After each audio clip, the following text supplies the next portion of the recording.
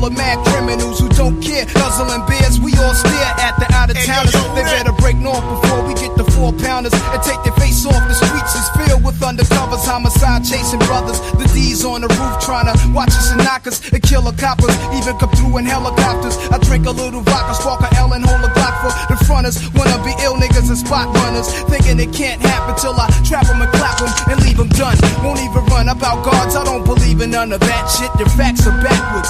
Nas is a rebel of the street corner, pulling and check out the dresser. Police got me under pressure. Represent, represent.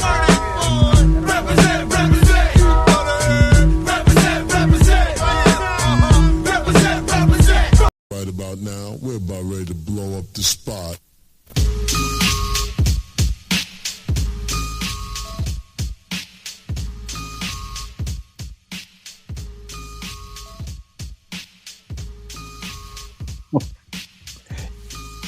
Yo, Yo.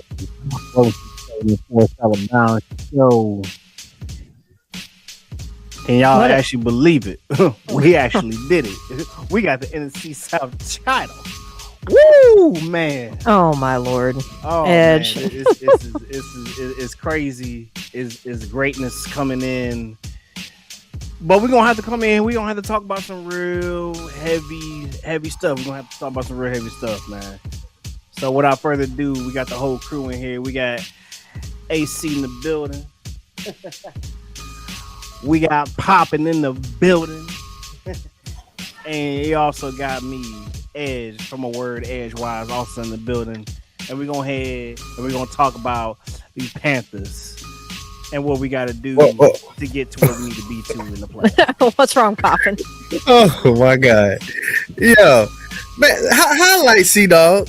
Please, put him front center. Please. What did he... Hold on. Did he say something? I don't even have the comments up. Which one? That's it right there. Oh. That's it. Now, see, this is the thing I want to say. I have argued with C-Dog several times. Oh, this year? This year on Bryce Young. And I told him that he was going to stand on business when it comes to Bryce Young. Now, he was all on Bryce Young, talking about he's this, he's that, he's this, that. Now he talking about, now he done jumped right back on the other side of the fence, talking about Bryce Young is trash. See, I told you, bro. Riding the fence hurts. Pick a side. I mean, bro. This, not even that, guys. I mean, sup, Maul. Nervash, Siri playing Swag Surfing. We swag surfing today, I guess. I'm gonna be transparent. I'm happy for the team, but there's this underlying layer of it sucks that this couldn't have been something we celebrated yesterday. It sucks that this couldn't have been something we celebrated last week, because we could have just ended all this shit. We're here, but we could have ended all that like 2 weeks ago. We could have ended it yesterday. I wish this would have come by our own merit and not because of a break of a 3-way tie, but we're here. I'm not going to try to be too negative about it because we're champions. I mean, there's no ifs, ands, or buts about it. But does it feel weird to y'all at all? Does it feel weird? I'm going to be 100% real, because that's just how. You got to separate your Panther fandom for the team, and you're kind of stuck in the middle of like the reality of what is going on with the team. So, two things are true. Are we going to the playoffs? Yes. Yes, that's true. Playoffs. But another thing is true also. We didn't earn it. No. We didn't earn it. And that's why. Yeah, go ahead, Poppin. And anybody who will argue that is either being very delusional or emotional. Yes, this is a time that you should be able to celebrate because it's been a long time coming. but at the same time, it ain't the way that we actually wanted the script to be rolled out. You know what I'm saying? Like we wanted to make sure that we sealed the deal. We wanted to make sure that we didn't have to wait on any other team to get it done. So I'm not being negative. I'm just being straight up honest about what it is. You know what I'm saying? I'm happy that they're going, but at the same time, this isn't the way out. You know what I'm saying? We all really wanted it to, Right. in so many words. Yeah, For This sure. wasn't the way that we needed it to go. But you know what? Teams get in with other people's helps. I mean, it does happen all the time. I mean, this is the NFL. This is what happens. So now we just got to take it in strides. So now, right now, what we got to focus on is who we facing at home next week in January. Next week, we gonna be facing the San Francisco 49ers. Is that how it's fallen? Even though there's still games to finish today. That's how finish today. But as of right now, that is basically where it is falling right now. That's basically where it's falling right now. Now, if the Bears do win, they get to have the number 2 spot. If the Eagles win, they get to have the number 2 spot. C Dog just say stuff for shock value. Both of those two teams will flip 1 and 2. We'll flip the 2 and the 3. We'll flip for 2 and the 3. But as of right now, we got the 49ers. And this time, instead of fighting the 49ers at their home, we get to fight the 49ers at our home because we got a home playoff. Now that's the beauty of it. That's the real beauty of it. So now, you know what I'm saying, going forward, this should really refocus everything. I mean, every single thing. I mean, from players' mentality to coaches' mentality to, I mean, this is when you got to really lock in. There's no more like we scampered by, and like I said, I'm glad that we got in. Like, I'm gonna take a shot. But at the end of the day, okay, regular season over with.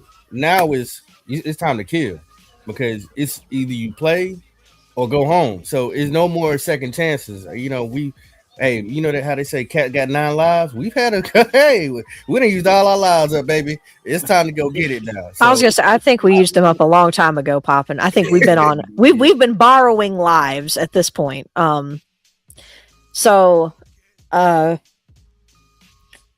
Man, shit. It's this is not. It's true. I don't want to keep coming back to this, but Poppin is 1,000% right. This is not how I wanted this to go.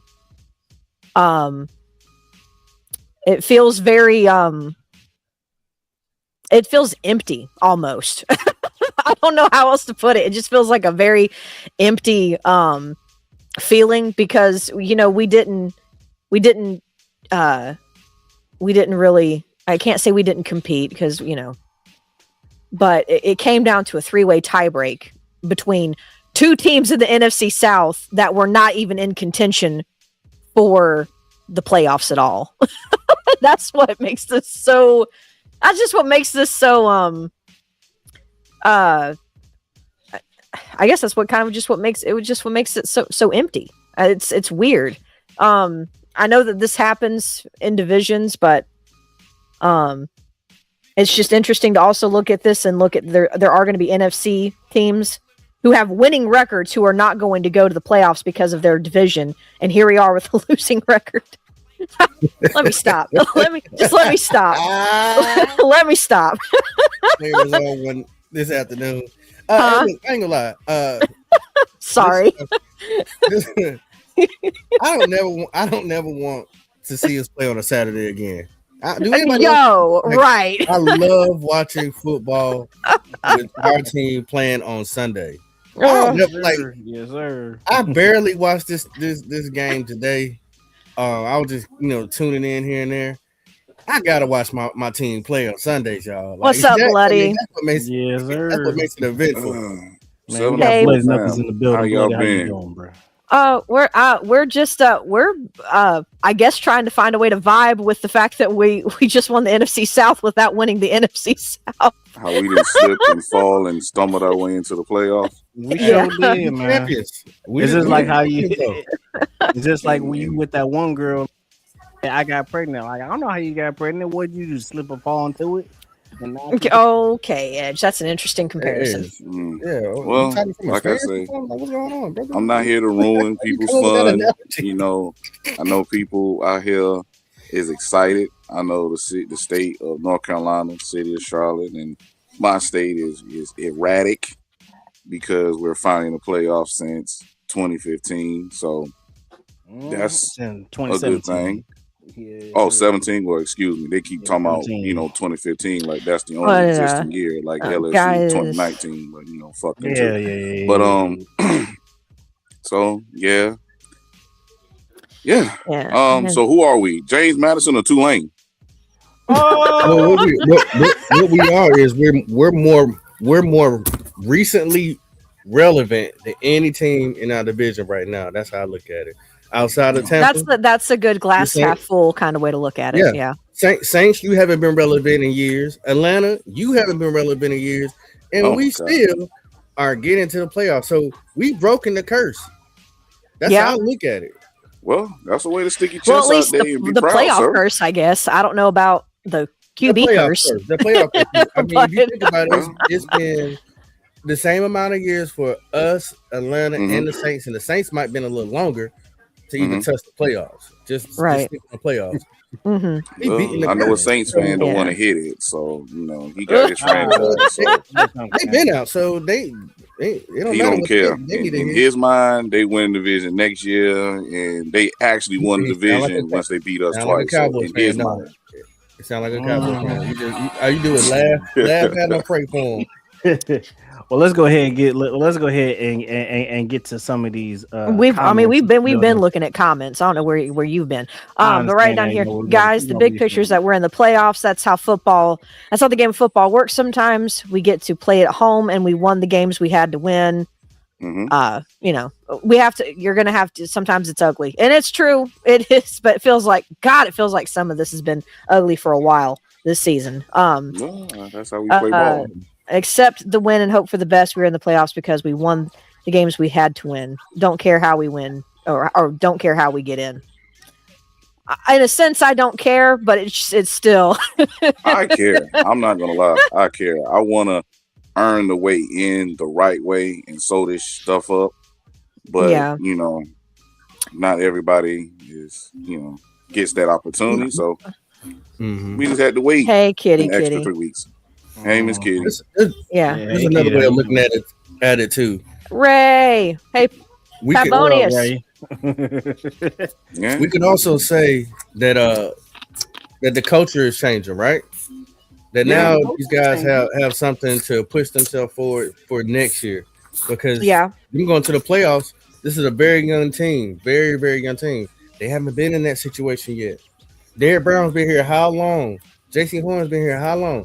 Ain't taste the playoffs. So this is just something that you know how you get a little taste of something, like a little sample, and you want it again. He's like, this should be something to motivate them to keep.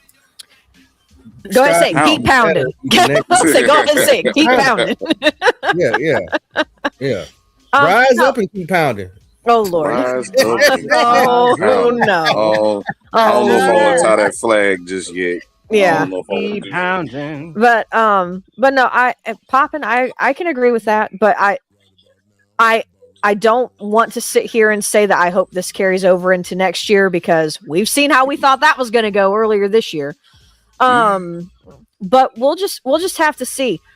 This off season is also going to be very telling, but I mean, we'll get to that, when we'll get to that part when we get to it, because as of right now, we are not in off season mode. So, but I mean, Bloody, how do you feel about? I mean, I know you kind of said it a little bit, but I mean, does anyone think that this changes anything for anyone on this team now that we've made it, even though we didn't make it in a way by our own merit? But I mean, do you think this changes anything for anyone on this team? I mean, I believe that the team itself, the coaching staff, the organization, they're ecstatic. The fact that their hard work that they put in got them this far, from being a doormat of not only NFC South, but the NFL for so long, to the point that they're in the playoffs. And and I'm not gonna lie, even though we dump on the team, play calling on defense and offense, all those guys worked their ass off. They did. from guys being injured and stuff like that. So yeah, they're ecstatic to be in this situation. And me personally, I hope they play their butts off. And even if they lose, if they go out there and just give 1,000%, I'm cool. Reality, Right. I don't want to say nothing. I think because we've been absent for a little while, weather and schedules and everything. It's kinda Holidays, like all that. yeah, holidays and all that. I think we should also kind of like go back to yesterday's game and kind of give our opinions on what we thought. What Okay. we saw. Yeah. To kind of just sum up how we got to where we at today. Well, Right. It's kind of easy. Hold on. How we got to today. I was gonna say, Papa, do you want to read that? The money? Can you see it? Absolutely, we gotta read the money. Money. I can't hear no sopranos. The real Oh, I'm about to tell your name. The real HENT 9841.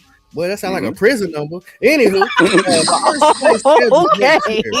Oh my God. AFC North. Not happy how we got it, but I'll take it as bad as we've been. Most likely playing the Rams. We're gonna get on the Rams too. Yeah, we're gonna get on the Rams too. We got to talk about that.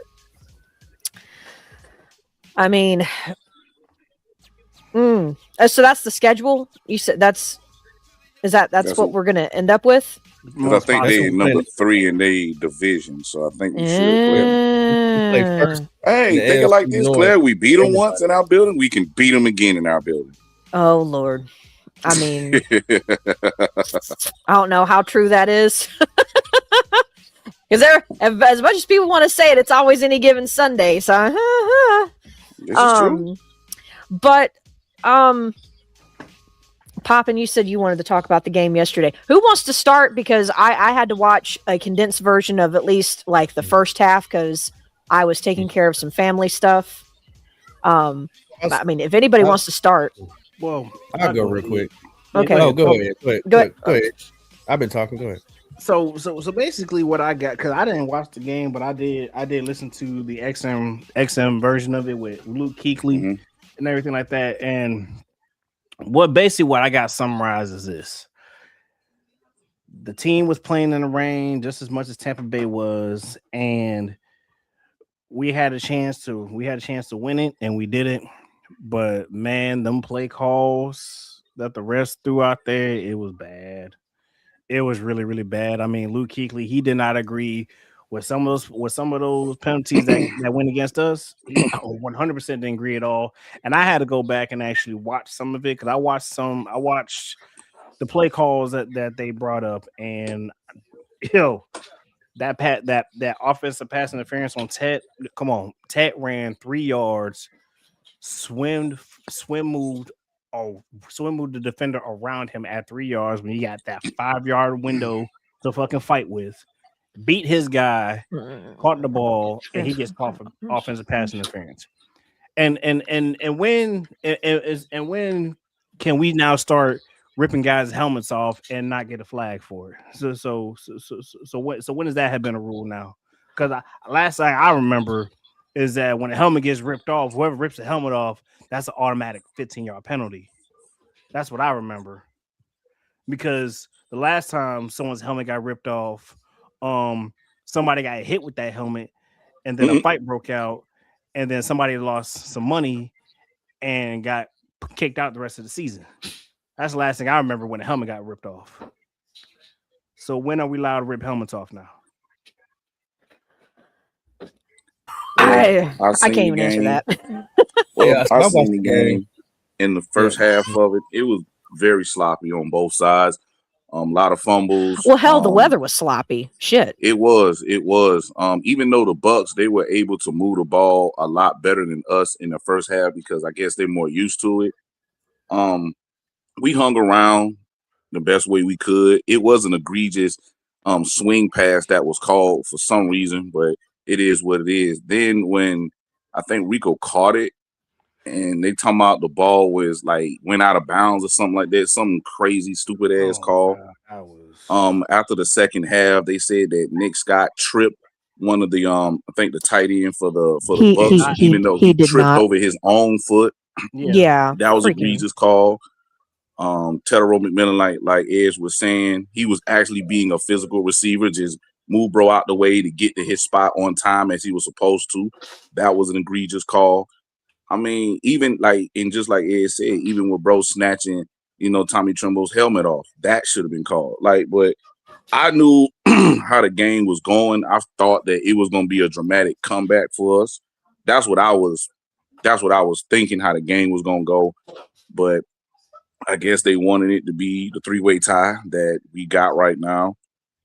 It is BS, and a lot of people in the media, former players, have said it was. And I think the NFL, I don't know if the NFL apologized for it or whatnot. It ain't like it's going to mean anything.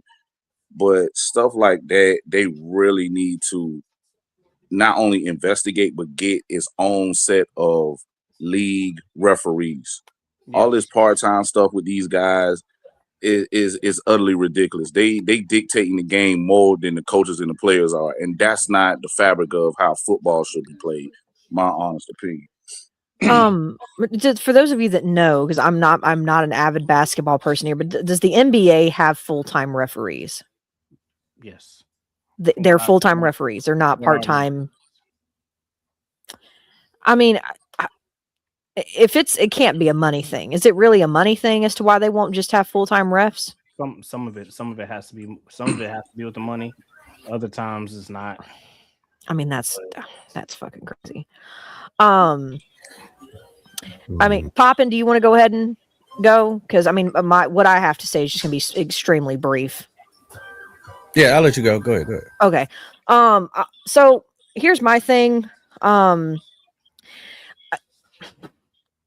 weather was freaking terrible. I think there was. I had a couple of conversations yesterday with some people post game, and I think the obvious thing was that the weather was sloppy, execution was sloppy for both teams. I'm not going to sit there and make it seem like the Bucks had the upper hand in any way, shape, or form. But I think the biggest struggle, which ironically in the rain, we just could not get any movement on the ground. I guess, I mean, you could argue that because if the ground was so saturated, it would make it harder to run the ball. But I know when it's raining, it's usually harder to also catch the ball. But I digress. The game yesterday, they won by what? Was it 2 points? Yes. Wasn't that the final 2 score? points, That's 16-14. crazy. There have been a lot of games for us this year that have been within reach that we couldn't capitalize on either the mistakes made by the other team, or we just couldn't capitalize on opportunities and plays that were there. I know it's from what I did see and from what I saw, there was a lot of calls, a lot of bad calls or missed calls for that matter. So you got to always, I guess we have to seem to always face the zebras in some games too. But I really wish that we would have found a way to win either this game or the Seahawks game. You can't go back and change it. It is what it is. But yeah, I don't know.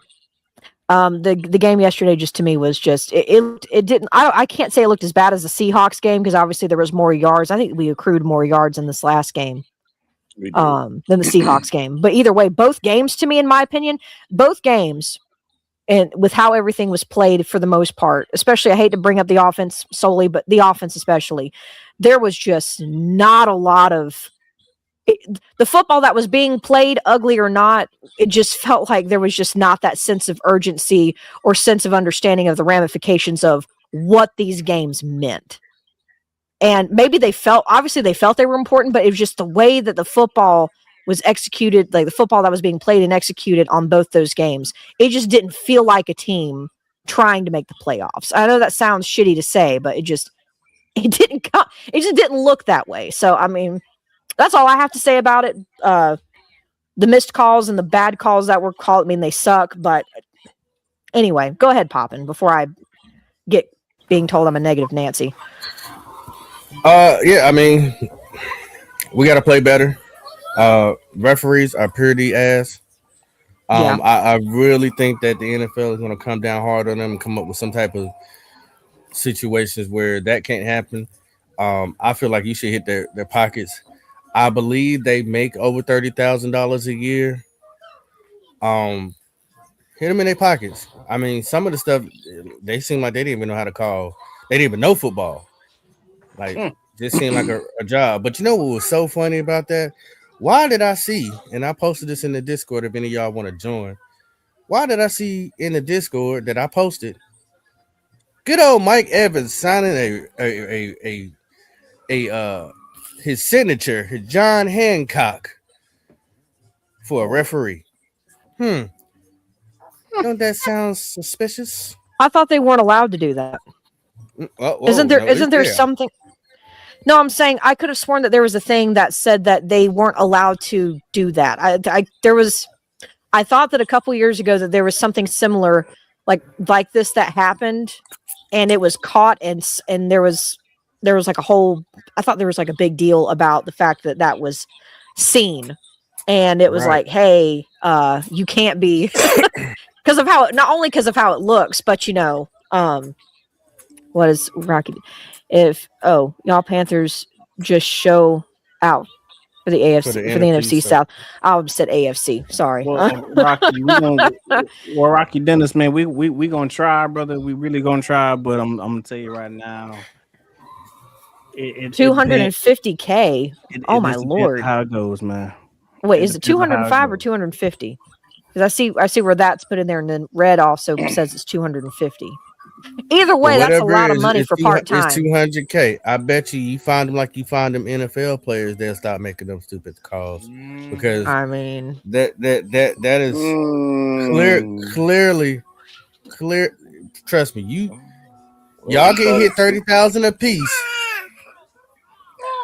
You get hit for 30,000 for terrible calls as a group. You ain't sitting there making stupid calls like that no more. You'll think about blowing that whistle. that particular ref is retiring, is what it was. MTJ. Blow the whistle. Well, Yeah, they should be dancing if they win today. Do what now, Bloody? No, he was saying to blow the whistle song. I said, yeah, he should be dancing if they win today.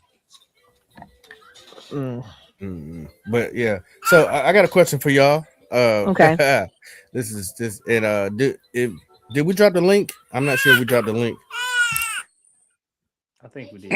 Oh, I thought someone else had dropped the link already. My bad. Because I'll say Bloody got in here. Mm-hmm. So the link is there. It should be in there. Yeah, I was gonna say it should be in there. Now we gotta ask the question. Okay. Should they extend Bryce for that fifth year? Oh Well, I already heard Acho say that he deserved to get paid. Of course, Chad said he deserved to get paid. If I'm being honest, I think even if that gets exercised, just from some conversations I've had and just some speculation on my part, I think that we are still, regardless, going to be sniffing around for a QB somewhere, regardless of the fact that we just made the playoffs.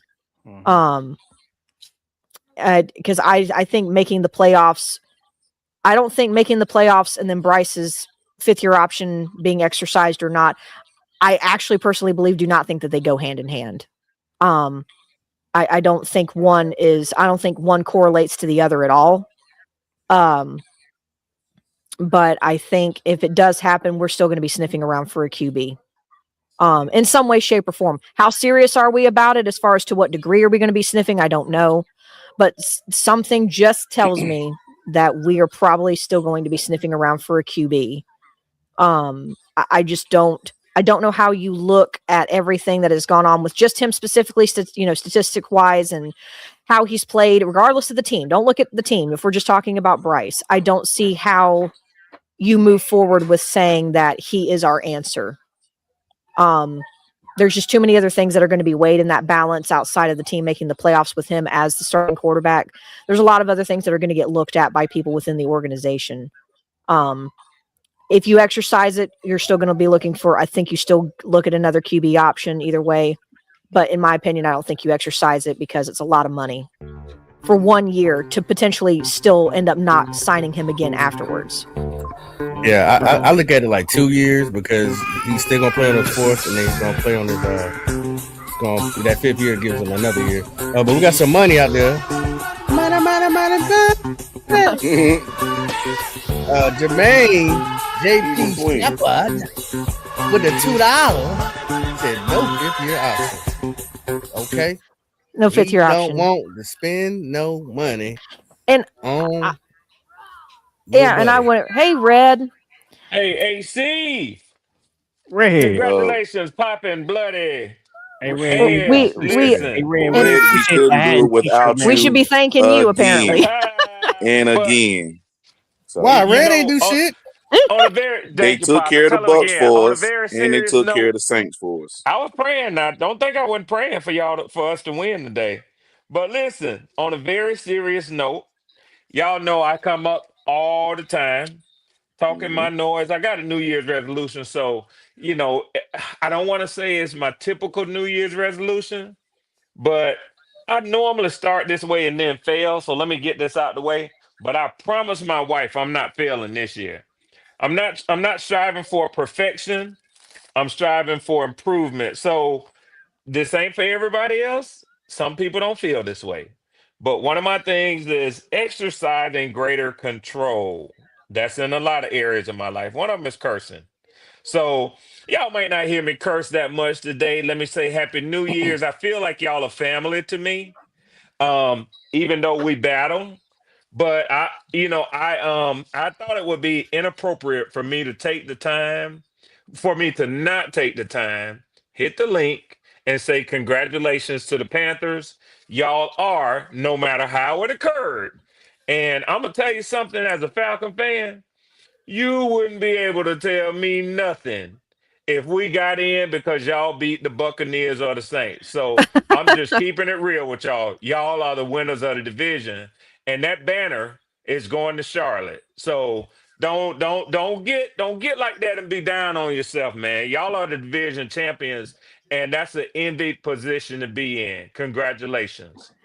We appreciate it, Red. Appreciate that, sir. We appreciate it, Red. We do. You know what I'm saying? Like I said, I think we're all happy that we're going. We just didn't like how the story, necessarily ended. You know what I mean? I was gonna say ended, but how it closed. You know what I'm saying? That's all. I was gonna say I probably should have spent a little bit more time being happy about it than I was, but it is true. I'm happy that we did make the playoffs. Let me go ahead and just rephrase. I am happy. Am I happy with how we got there? No, but I'm happy that we're here. Let me rephrase. I understand that. Did y'all see them Buccaneers fans' faces at that pub they kept showing? Yes, I did. Oh my that God. was worth this wait and go. Oh Lord. my God. Now, Yeah. Red, I have to ask you something because I heard a little. There was some chatter in my ear from somebody who said that there was some rumors floating around. Not rumors, but there was some, I guess, talk floating around within the Falcons organization necessarily that you guys were hoping you would win today because y'all were tired of seeing Tampa go and winning the division. Is that true? That there was some talk about that? Yeah, they had flags, I understand, from a nephew who went to the game. That was basically, it was some sort of, I'm gonna see if I can get a picture of it from somewhere, but somebody sold something evidently outside a vendor. He may not had a ton of them, but he said that there were fans waving a flag. One side it had the Falcons and the Saints, because obviously we wanted to sweep them. But on the other side, it had Carolina Panthers, NFC South champions. It's a weird combination to me. What? Yes. What? Yes. Wow. And someone, because when I was hearing about this earlier this week. Yeah. Because this was even before we played our game yesterday. And I was hearing just some chatter, some rumors, and it was like, man, in the Falcons organization, they are hoping that they beat the Saints, not just to get another win on their season necessarily, but because they are tired of seeing Tampa being the kings of this division. And I'm like, you've got to be kidding me. I said it all day yesterday too, AC. When Who was it that was on there? I don't know. I know y'all probably know this dude, J Live. He's a big Saints fan. He was Yeah, talking. I know who it Yeah, is. yeah, Ed Bloody. Bloody. So you already know. You already know about Jay He Glaze. was talking that I noise heard about about that Tyler one. Shuck, and they seem like they have. We'll see what happens when he gets into year two.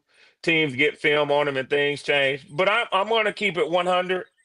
That kid looks like he's going to be all right in the NFL. I don't know the highs and the lows that you might see what his floor is and his ceiling is, but he Hmm looks like he's going to be okay. I think honestly, when all of us are being truthful and we're just looking at it through our NFL glasses, I don't think that there'll be much disagreement between us. The kid looks the part, but hmm J Live had the nerve to call him Dan Marino. Oh my I Well, said, god. okay. No. to No. give merit what J Live said, he said he has an arm like Dan Marino and he's fast like Lamar Jackson. That's what Okay, J that Live is Yes, said. what he said, that Bloody. Yes, that yes, that's, yes, that's exactly why Hmm J Live goes to where he go, and yeah. not over. I feel you, popping. I feel you. But Jay, I just said No this way. to say that I was telling Jay Live, just irritating him when I kept saying, "Hey, congratulations, Panthers, y'all got it, man." Because obviously I was speaking into existence. We was gonna beat them today. And Mm. the ultimate result of that would be where you saw the Panthers fans in the pub celebrating. I mean, nobody wanted to root for a foe in the division, but the games had to be played. It came True. down Mhm. to it came down to the Falcons and the Saints, and we handled that business. So that's what. And hey, as my boy Tommy would say on Force, we handled that business. I said I love to hear Tommy say that, man. So I Money just out saw there, can you JP's. I just please saw JP's super chat. He just said, money "F up yo, there? congratulations, Red." Yeah, JP. yeah. Here's $2 Money, super chat. money, F yo, he know what it is with congratulations, his money, Red. family. He know what it is with his white money. family. So it's all good. And then let me see. Oh, yeah, that You right see that? there from King JP. F yo, congratulations, Red. Yeah, congrats. Lord. And then was Atlanta also broke their tie. Red can tell y'all in some ways we won this game because the Falcons and Saints are petty. I mean, That okay. Oh Twan, wow. 100 Greek, 100. You absolutely right. That And pettiness. we Oh won yeah, because neither was going to take a loss on purpose. That too. That too. yeah. No team is ever going to allow that to happen. Not in a rivalry game. Nah, Mm-mm. they No, hate no, each no, other. no. They Hey, hate each Twan other. is right. This set up beautifully. There was not going to be any laying down. But Mm-mm. and I'm gonna tell you another thing too, AC. When we talk, nobody wants to just say that the referees did this. Poppin', I heard you talking about this earlier. Are there going to be fines and this and that? I'm going to tell you something. Why I don't think there'll be fines, Poppin', and hear me out on this, because I think the NFL had as much to do with orchestrating this as anything. They sure did. I It's think they possible. wanted it to come down to a tie with y'all in Tampa yesterday and a tiebreaker with the Falcons and the Saints Make it more today. dramatic. Yeah, I mean, nobody else had any interest between two teams that's been out of the playoffs a month, the Falcons and the Saints. They kept panning. I had the red zone on as well. That game between us and the Saints was one of the featured games that they kept going. They showed it almost as much as they showed Cleveland and Miles Garrett trying to break the record, man. Mm. That's true. Yeah, Well, shout and out to the Miles Panther Garrett broke it. fans. Shout out to the Panther fans that was in that stadium, still There was a representing lot of us You y'all on the saw too, by road. the Did way. you Lot of see him? them. Did you see him popping? I I've did. seen them. And I It did. was Yeah, a lot of them AC. in there. There was a lot of them in there, Rick. Well, not a They lot, hit but that compared road. to what I thought there would be, there was a lot of them in there. They hit the road last night after the Tampa game. They got to it last night. It was like, we getting you this know what's dub crazy? today. You know what's crazy, Red? That you said that. What if they already was there though? They And they probably was figured it there was because gonna go. they was They trying to They get probably could his have been. win. figured it was gonna be like. They figured it was gonna go like They that. could have been. Like, oh, They That's could have been. possible. They could have been. They could have been.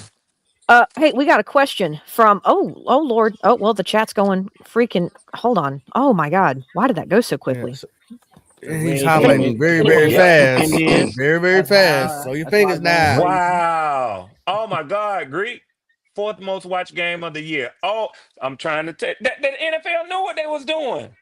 I'm sorry, Oh, y'all. for I was Mm-hmm. four just fan reading base. No, but Quan's that makes comment. sense. That makes sense though. What four fan bases watching? Wow, yeah. Yeah, But Because Red, you spoke about that yesterday. ours was the last that's division right. They're, decided. that's right, bloody. They knew that. And Mm-hmm. the game between us and Tampa otherwise had no interest whatsoever, man. None. Um. So the Man, if question. Cam Newton was on that team, bro, we went in. Man, listen, if we had Cam Newton on this team, bro, there was no Well, way the referee's gonna be able to stop us so yesterday. Stop it.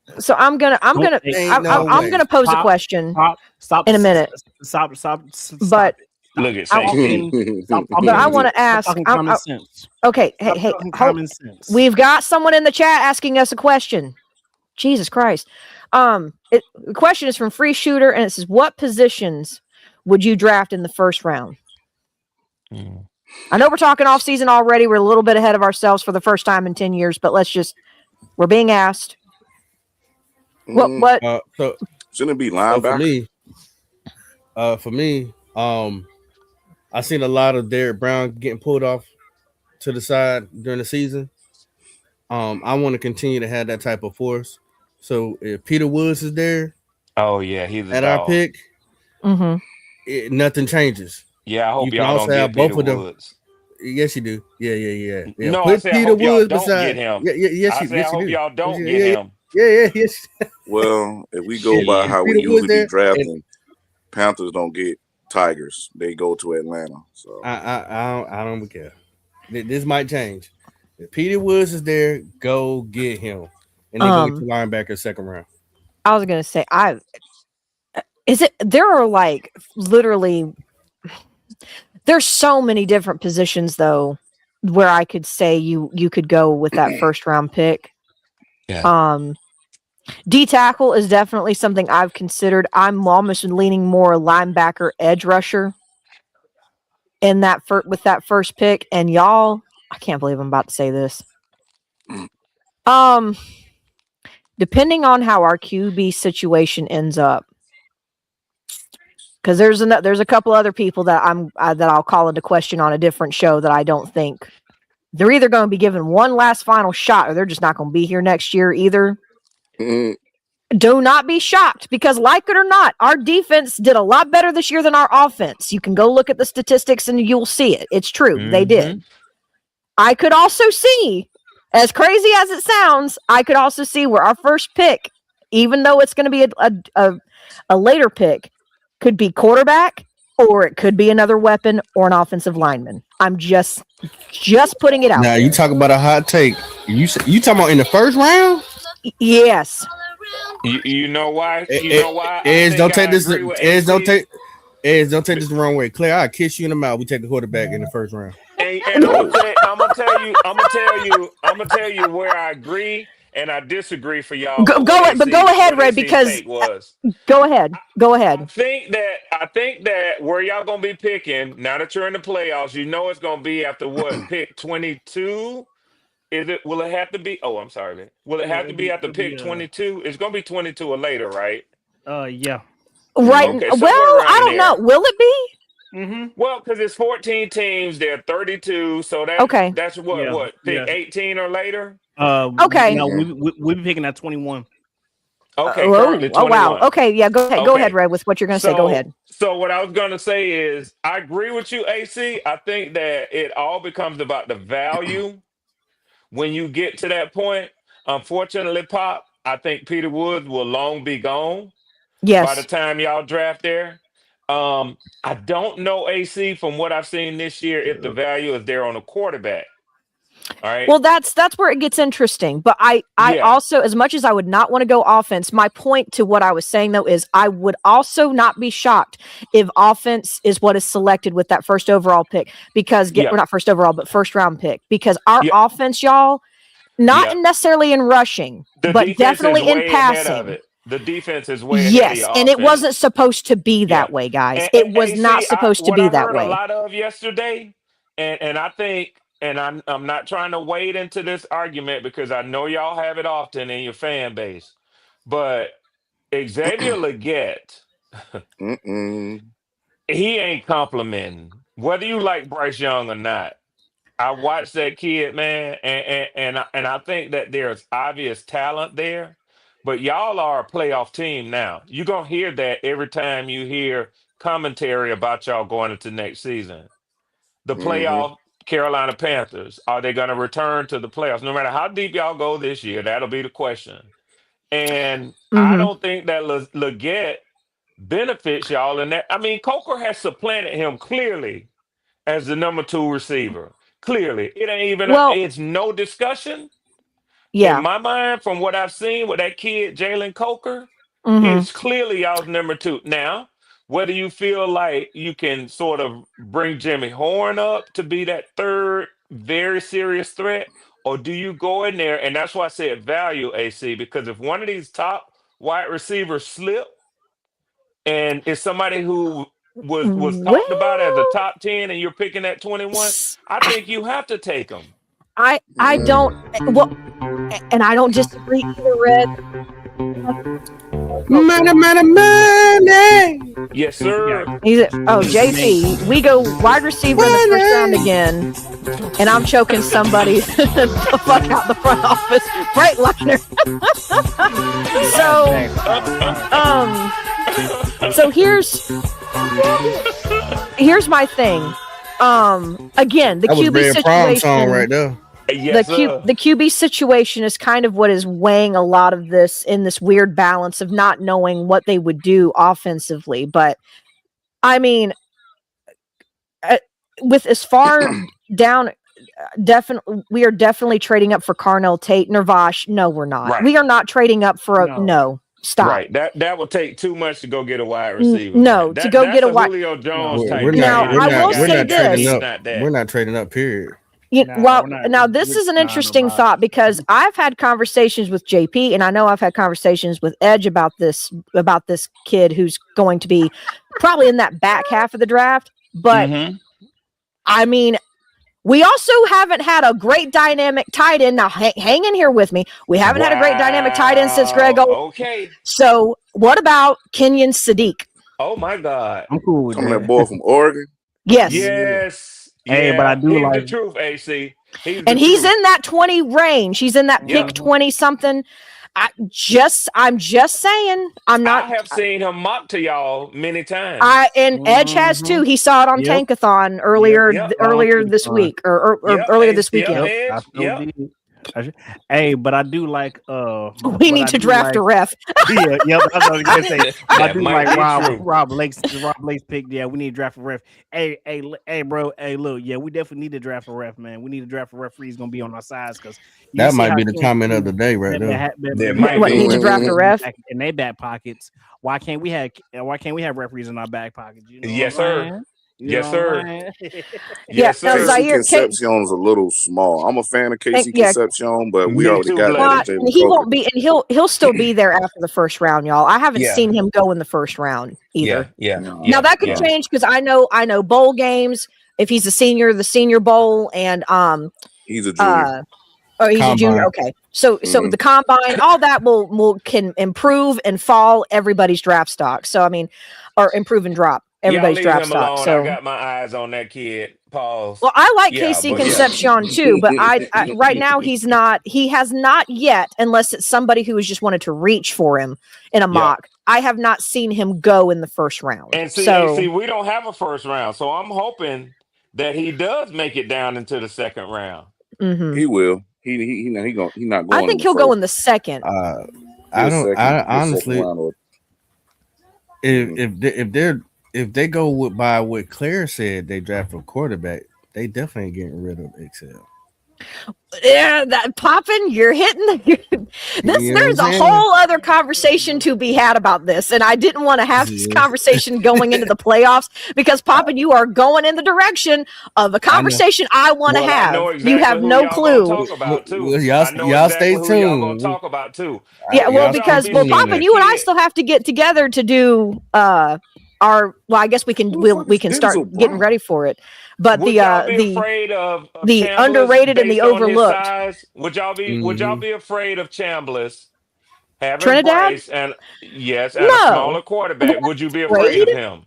Why afraid of in what way? Like afraid that Okay, he would be a hey, mistake to draft? hey, let me say this to y'all real quick. AC, y'all stay with me on this. I'm gonna try to be quick. Y'all know how long-winded the old man can get. Oh, I can But be too. You're fine. but check this. Check this. Yesterday on the pregame show on ESPN before y'all's game, they had Scott Van Pelt, Swagoo, and Bloody. You know I talked about this yesterday. Yes, sir. Swagoo, Ryan Clark, Ryan Clark. and Kelsey, Jason Kelsey. So they were talking, and they were getting into Bryce Young, talking about Bryce Young. Two things. I'm gonna say this real quick so y'all follow me. Um, well, let me put them the other way because if I go to the Bryce stuff first, it's gonna freak y'all out. So they said if Trinidad Chambliss was 6'3", 215 pounds, there's no question that they would take him number one in this draft. So people are saying his size is hurting him, not his ability and what he Mm. does. So that's a He's 6 question foot. mark. He's 6 foot. He's 6'1", 200 pounds. But they were saying if he was 6'3", big back. So Pop, I get what you're saying, Pop. Ain't nothing wrong with that size. He's bigger than he the size of Baker Mayfield or bigger. I And agree John with you. Mateer is 6'1", 205 pounds. I mean, Absolutely. Absolutely. But let me tell you the comment that they made, not me being petty or messy, because I didn't say it. I'm just repeating it. But Swagoo said, he said, we got a thing in the NFL. We don't talk about people's money. Players need to get their money. Everybody wants that big paycheck. He said, but there ain't no way in the world the Carolina Panthers need to make Bryce Young one of the highest paid players in the NFL off his body of work. Swagoo it said doesn't. that I'm yesterday. sorry, what? He said, Yeah. listen, he said, I don't do this often. He said, and this might be my first time doing it. He said, because we kind of have this unspoken thing in the NFL. You don't talk about players' money because everybody want to get their paycheck. Everybody wants a big Mhm. paycheck. He said, but there is no way that the Carolina Panthers ought to make Bryce Young one of the highest paid quarterbacks in the NFL based Oh, on his body of work. I Swagoo misheard said you. that. I thought you said that they have to find a way to make him the highest paid No, quarterback. he I was said about to there say, is what? no way. He Find a said there way. is no way they should do that. No. Mm. Well, anyone with a brainstem should know you shouldn't do that. My Well, lord. Chad said that instead of him getting, I guess, like 60 million, he should get 30. That's what he He should told get Shannon. nothing. And of course, Acho on his show with Shady and that other light skinned boy that looked like Ice Cube's son said that we should resign Bryce because he's getting better. But I don't want to get into that conversation either. So Yeah. yeah. Well, and that's why they're on a podcast and Swagoo is on the ESPN broadcast. So yeah.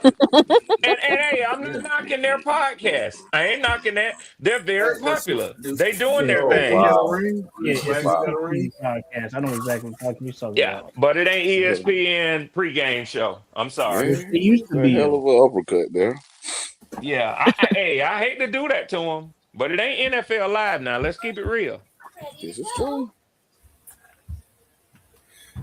Yeah. That's man. There's gonna be so many great conversations that's gonna transpire. Yeah, man. I don't know what they're gonna do. I mean, I don't. Well, and but Poppin, that's what's so. This is what is so unfortunate because we are a team that just made the playoffs, right? You're in the playoffs Mhm. now. Yeah. We should not be having this conversation about our quarterback. No. Do you understand what I'm if it's saying? that, yeah, but if it's that obvious, It is then, obvious. Well, not then, to most of the fan base. I ain't want to get to that point, but to most of the fan base, it's not that it's not obvious. He's getting better. He's showing that. Look at his numbers. He's But is he getting DY3K better? now. Is he though? You know, he put us in the playoffs. All that stuff. That We. 54 yards Hold up, wasn't better. hold up, bloody. Hold up, Oh, bloody. I'm just saying how people feel. I know how I feel, and I don't want to sit there and be my true self. How about Red that? always say I don't like nobody. So No, you don't. You don't. You know how they say grumpy old man? Bloody is a grumpy young man. He's a grumpy young man. But I mean, Yeah, but it's so damn true. Never mind. Yeah, Shut up. what We're you in mean, a, we're in a Bloody Mark? playoff. Yeah, he's a grumpy We're in a young man. We're in a playoff right now, so this is going to be an interesting offseason. I don't want to Oh, move this too is. far I think fast this is forward. going to be a surprising offseason. Could be. I think some moves are going to be made that will probably shock a lot of people. I'm just This being is the honest. most important Only move I offseason think that because will this is the shock next is the fact. My offseason. fault. Go ahead, Shells.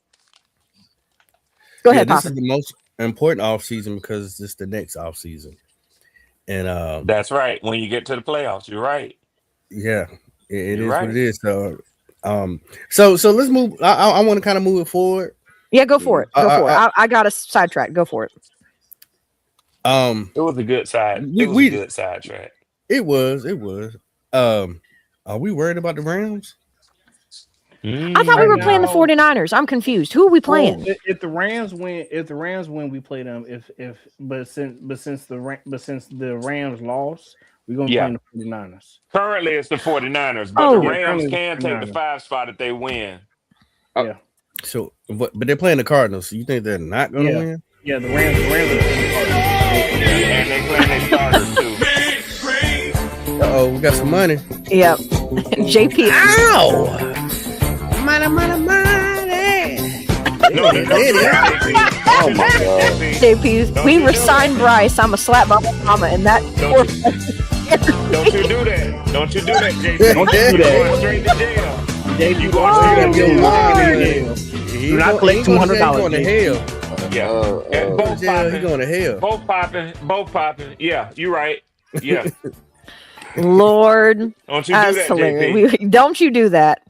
Well, I'm sure she does scare you. She should scare you. She's your You mama. doggone right. If he's talking like before- that. I was going to say before we move forward, because I want to make this clear. I don't want anyone to think that something weird has like happened to Twan. Because he hasn't got been a for the bad last case of couple. diarrhea. wow. Okay. No. Just so y'all know, Twan has been actually under the weather, dealing with a really. I don't even know how bad. But I mean, it was diarrhea, bad. ain't it? Ain't that It's shut up. No, it's a bad Under the upper weather? It's a shut. Oh, He is- that he respiratory had a- situation that's going Yes, around. yes. dealing with. Yeah. I Yeah, don't a lot of want people to. I I don't know want about to. that I don't want to shit. like Right. spill too much into like what's been going on with him. But just know that he's Booty in the recovering from a rain. really bad upper respiratory infection, y'all. It got bad. So Hey, Greek, let me say this to you, brother. And you know what, me and you stand with each other. I'm praying for you. And man, you know, these things are tough because we get pulled in a lot of different directions. But you got to take care of your health first of all, man. We miss you facts. here. We miss you here. I know you in the chat shooting your shots, man, like you're supposed to do.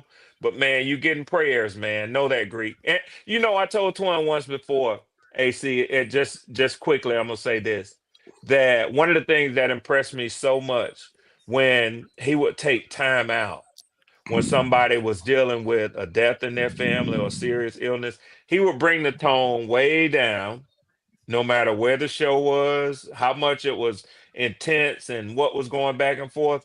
Twan has a way of removing that and setting aside that serious moment to make sure that prayers are offered up when people are in need. So Twan, know that, man, that we're offering prayers to you for your quick oh yeah. and full recovery, brother.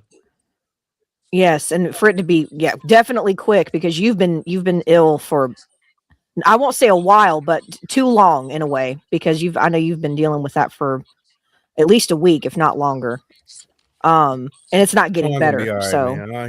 All he needed some ginger ale and drink some That hottie toddy. oh yeah, I was about to say I think just in my household it was always Tussin, ginger ale, like Oh yeah, you some gotta get that aspirin, and then tussin you'll down. be all right. See, you gotta get that tussin down there. That I tussin, got you some gotta more get that money. Yeah, we do. Someone can read this one. I read the last one. They're bash. $5. He said, what scares me about the defense is how turnover dependent they are. We have a pathetic pass rush, and our D line is consistently gets manhandled. Thank you for that $5, Nerve Ash. Yeah, I mean, listen, we know we got some holes. You got some HOLE. HOLES. Yeah. Yeah, that Yes. popping. Yeah. I'm gonna tell you how close that sounded to something else now. Yeah. You know, Well, I'm Southern, so some things blend together. I ain't trying to hold you to your past, brother, but you know what I'm saying. That's why I spelled that out before I say it. Yes, sir, bloody. We got some missing parts, definitely. And this is what it's called. When it comes down to team building. But you know what's crazy though, Poppin? Even though that's all true, our defense still is finishing as a mid-tier defense, and they were just the league worst last year. Yeah, right. So I mean, next question. Oh boy, does that mean Evero staying? Here's the thing. Good question. Well, that is a great somebody question. Somebody got to get the blame. He said the blame. The blame. I should have said What did that say? Tell Twan to get an old diffuser and get that tea tree oil. Most New York people have bronchitis type problems. Oh my god. What the hell? Are you wrong, no? What in the world, man? It might work. What he's saying is get that other cure that all parents and grandparents get you some Vicks vapor rub something with that camphor in it. Get you some Vicks, slap it on your chest, put it on the bottoms of your feet, all that weird shit you would hear. I know all that means. Some garlic in your socks, boy. Oh, we got more money. Oh my lord. Sock, man. Yeah, I forgot garlic and onion. Yeah, play the music. I was like, play the music. Let me see. Hold on. Maestro. Twan, like I'm already on it, man. We got the press conference coming on. Hey, I'm finna dip, y'all, because I want to see Raheem and Kirk Cousins press conference too, man. All right, Red. All right, Red. See you later, sir. In Atlanta, not Raheem, but I hear it could be Terry Fontenot because Matt Ryan is expected to take a lucrative position with the Falcons, and they're rumoring that it might be the GM. That's crazy. Wow. Yeah, that's crazy to me, but he and Arthur Blank have been talking, so I'm interested. I got to get on the Twitter streets, man, the X streets, and see what's going on, y'all. Wow, that would be crazy though. Yes, sir. Well, congratulations again, y'all. Hey, Greek, man, get better, bro. Get better, as you bro. rise up, keep pounding, Red. As you rise up, keep pounding. Keep getting pounded. Yeah, whatever. That could be taken in so many different ways. Rise up and keep pounding. Okay. Let me money out. Nerve ass with that $5. We're near the bottom of the league in defense, third down conversion percentage, and we love give it up third and longs. Evero will always make me mad. Somebody send him a blood pressure pill. Thank ya for that money. Nerve ass. Blood pressure pill. Just one pill? Just one? Just one blood pressure pill? Keep the bed buzz away. No. Whoa. Okay, learned something new today. All right. Oh, press conference. Oh boy. How? Anybody want to take a bet on how much BS is about to be said? I don't want no positivity Dave Canal is going to say today. It's gonna be positivity. He's gonna be positive as hell now. Yeah, he's gonna be overly. I bet you the moment the camera pops on, he's gonna probably have a grin. He's gonna look like the damn Cheshire Cat. Watch. Give all kind of praise to the Atlanta Falcons. Mm-hmm. These are two great organizations. They battled it out. The guys are in good spirit. We're gonna party today. Stop. Clean up. Gonna talk about the fundamentals. Days where we back in here. Fundamentals. We back here working on Monday. Yeah. No more celebration. We got this opportunity. We can't waste it. So 24 hours of celebration, and then we're back in here breaking down.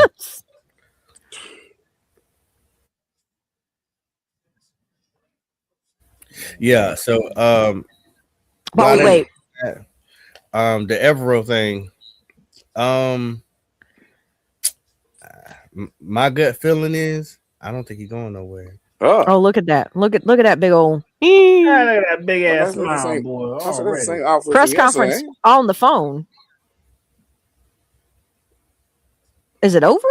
I'm confused. Fans everywhere. it? The neighborhood is crazy. Wait, We I got hear. rain I hear something. from our I can barely hear it. family, and It's walked low. outside where we normally, ride bikes and walk the dogs, and there was just neighbors out in front in the front yards. Everyone was What really is he talking? excited, but really, and also just proud of this team, proud of the coaches, the players, everybody involved.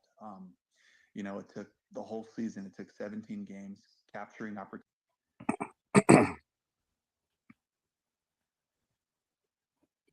He said he was proud of the team, proud of Hey, the Dave, players, proud of the coaches. congratulations. Thank you.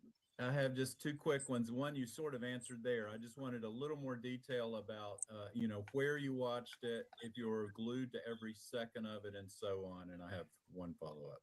Absolutely. We were right at home, sitting on our couch together. The Canales family, Scott Cooper, joined us. His crew was out of town, so we were just excited, just following it The every little flea single flickers. play. Couldn't take our eyes off the game. Rushing to grab a snack, getting back to see what happens, and just the turn of events at the end. I didn't expect anything less from this matchup, and playing the Saints and knowing how well the type of football they've been playing down the stretch, and the Falcons really putting things together and played out just like that.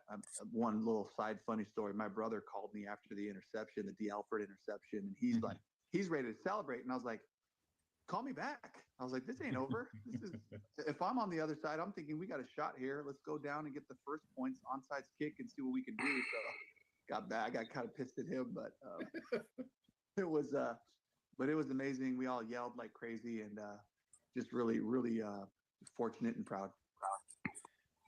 Great. And the second one is a follow up from yesterday. We did not get a chance to ask you this in the press room because this pool report didn't come out till later. But just one follow up on that Rico Dowdle backward pass where the ref said because of the erroneous whistle, the Panthers could have had a choice to replay the down. Did you Yeah. ever have a choice to replay the down? They never gave us the option. They never came over and gave us the option. So they officiated it out there, and then they just put the ball down and just, I got to go. I got to get my next personnel and play ready to go. Thank you. Mm-hmm. Hey, Dave, congrats. Hey, thank you.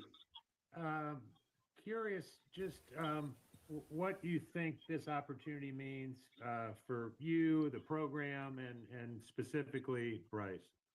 Yeah, it's about the process, Price. it's about our mentality. We talk about, attacking every game as a championship opportunity. And, over the course of the season, we stack together enough wins in our division, outside of division, to prepare us for this. And so now we take the next step. We kind of chop our season up into quarters and treat it like a game. You got the first quarter, second quarter, for one of our quarters had 5 games in it. But so we just have that mentality so that we can be on track to seize championship opportunities. And this is the next one. So we just have to go right back to work with our process. And, what it's meant is just, proving to the guys that if we have that mentality, if we do take advantage of opportunities and prepare ourselves each week like it's a championship opportunity, then good things will happen down the stretch. And we're in this position right now because of the hard work and that focus.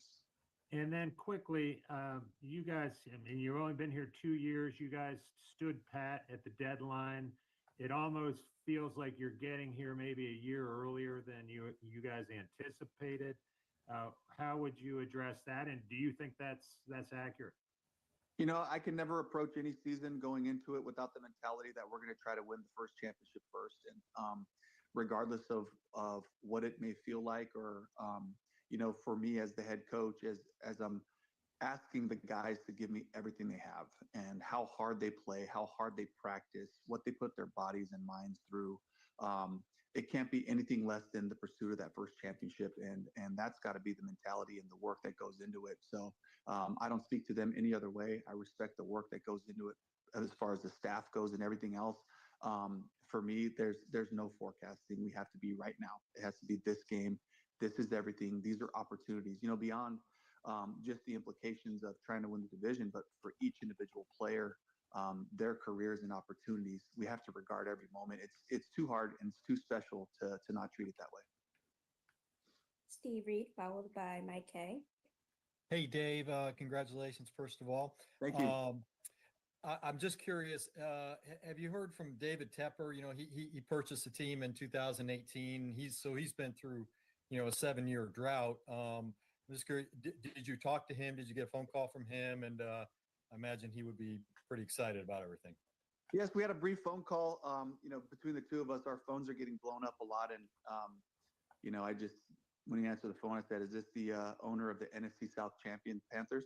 And he was, he got a good kick out of that. But, you know, it's about all of us competing, treating every day like it's 4th and 1 and having that mentality. But we had a good conversation. Dave, congratulations. Thank you. We talked about 2010 earlier this week. You know the power of a home game in the playoffs. Have you wrapped your mind around being able to kind of host this thing no matter who kind of comes out of the NFC West, or I guess of the NFC West opponents? Absolutely. I'm just so excited to be in Bank of America Stadium one more time. The energy that's been there at the end of our season, as we continue to build momentum and the fans showing up early, being loud, causing problems for the opponent's offense. I know what type of an advantage that can be for us. And so I'm so excited to be here. Obviously, all of us, you know, being right at home, sleeping in our own beds and being able to attack it one more time it's such a cool opportunity. And it all starts off with winning the division first. And we're able to be in that position to get that done. So it's exciting. And you've played both of your potential opponents. What is the advantage maybe going into a playoff game, having that, I mean, teach film, essentially? It's an opportunity to correct some things that we wanted to correct and try to, you know, replicate things that were successful for us. But it gives you a little bit of familiarity and confidence to know, okay, this is a team that we've seen before and we've played them tough. You know, and thinking about, you know, the Rams coming in and getting that win, just different teams that we've played, the Niners, you know, seeing that opponent and, you know, how disciplined they are and how focused. And, you know, so we got to see what happens and what shakes out here to know who we're playing. But it certainly does give the familiarity gives a level of confidence to know like what we're going up against and how to prepare. We have time for a few more. We'll go with David Newton, followed by Mike Solarte. Hey, Coach, congratulations. Thank you. Wanted to ask you, are you wearing a championship hat and T-shirt? I am not. I need to get that done. You know, just short of driving back to to Bank of America Stadium to the office to pick up our shirts and hats. But there will be a time for that. But I'm just super proud right now. So what's going to be your message to the team? And will y'all have like that kind of a celebration in the locker room at any point tomorrow morning? Or?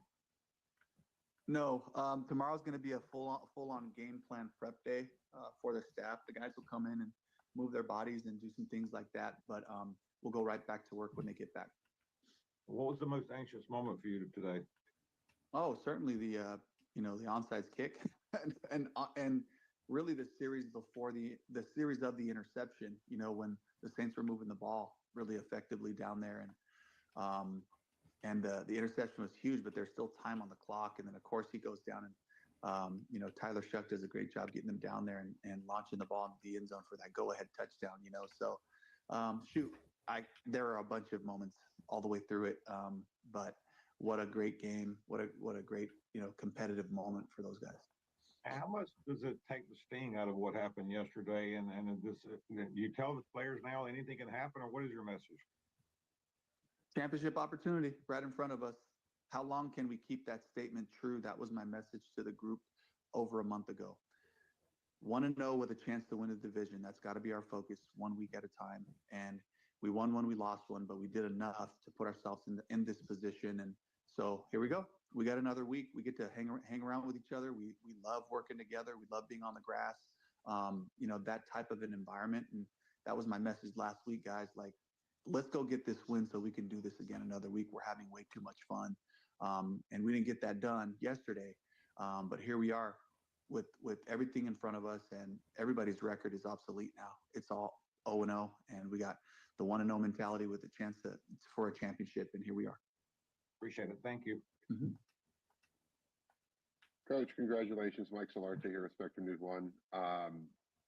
Going back to Joe's question about the arriving maybe a year early, I understand that the focus is week to week and day to day, but in a 30,000-foot view, did you anticipate being here at this point when you originally were hired by the franchise? That's always the approach. The approach is to win the division. Every game's a championship opportunity. That's got to be my mentality, and that's the way we work in the off season. Everybody, all collectively, works too hard not to believe that, and it comes from belief. It comes from confidence, and the ability to have good processes to play good football. And if you can play good enough football, you can beat anybody. That's a true statement, and just keeping that focus and mentality alive so that the work is right and so that the focus is there. And that's been our approach since we got here. And just a quick follow, has there been any preliminary indication if it's Saturday or Sunday for you guys yet? I don't know that. We'll go with Chris Jenkins and end things with Cass. Hey, Dave, congratulations. There's been some good questions asked. So the only question I had remaining was about that run game that you guys have. I know you're going to be doing some prep for the game coming up, but what are the challenges and solutions right now that you're maybe seeing for the run game that you guys have? Just staying connected up front, making sure nobody's running through gaps, and the running back's got to be violent and run through stuff. There's going to be arm tackles. Sometimes they're going to be an extra hat, and that's your guy, and just be violent with it, physical, and make sure we're just getting efficient runs. And I felt like our run game just wasn't efficient, and I can live with that. If you run it twice and you're in third and short, that really helps that third down stuff as well. But yeah, we'll be right back at it. We'll look at whatever opponent comes up and see how we can attack them, because we're going to try to run the ball at some point. Hey, Dave, how's it going? Hey, Cass. Hey, you kind of touched on this a little bit earlier, but just kind of wanted to get a little more detailed. There were a lot of emotions in the locker room last night, understandably. What is the best way to sort of facilitate such a quick 180 mental turnaround with the guys this week? The work always brings us back, whether it's a big win, a big loss, they're all big. But whatever the outcome of the last game is, the work snaps us out of it. The work brings us back. I'm so grateful to have one more opportunity to get back to work where we can get on that grass. We go through the preparation, we have our meetings, and once we are in cleats and once we're on that grass, it's like the next thing becomes really clear, the focus of what we're doing, the walkthroughs and the opponent. It just becomes all about that. And that's what's so cool about this time of year. It's like, here we go. We get one more opportunity. Let's keep this. Let's make this statement true. 1-0 with a chance to win the championship. How long can we keep that statement true? Awesome. Thank you. All right. Thank you. Thanks, Coach. Congratulations, and thanks for taking the time to talk to us this afternoon. All right. You got it. Thank you.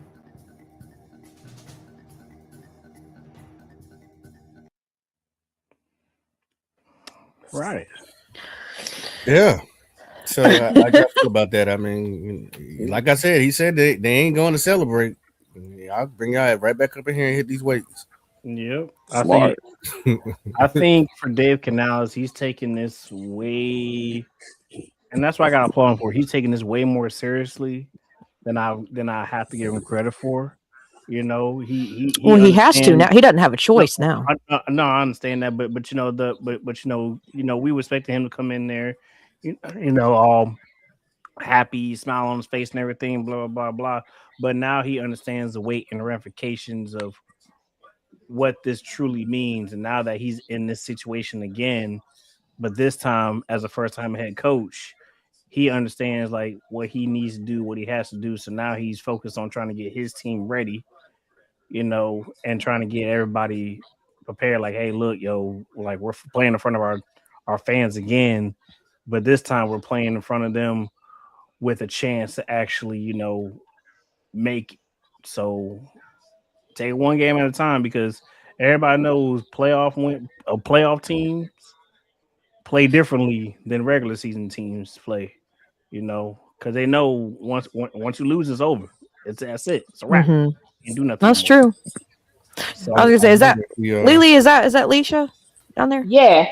Hey, Lily, Yeah. how are you? Hey, hey, y'all. I want to wish y'all congratulations. I know y'all on the fence about it, but I think y'all played well enough yesterday. I was at work on my second job, so I was listening to the game, and I thought y'all played well enough to win. My problem was that flea flicker. I was like, who the hell threw a flea flicker in the rain? Weren't they in the And in the red zone too? Right? Weren't they? yeah, Lord I don't Almighty, exactly. think it was. Lord I don't think Almighty. it was a flea flicker though, Lily. I think What what happened? happened. I don't think it was a flea flicker. Uh huh. I think what happens is Rico slipped and he tried And to he was Uh huh. trying toss to it keep the back. play alive. Yeah, try to Trying keep to the keep play the. alive because we Mhm. had nobody streaking downfield to be wide open.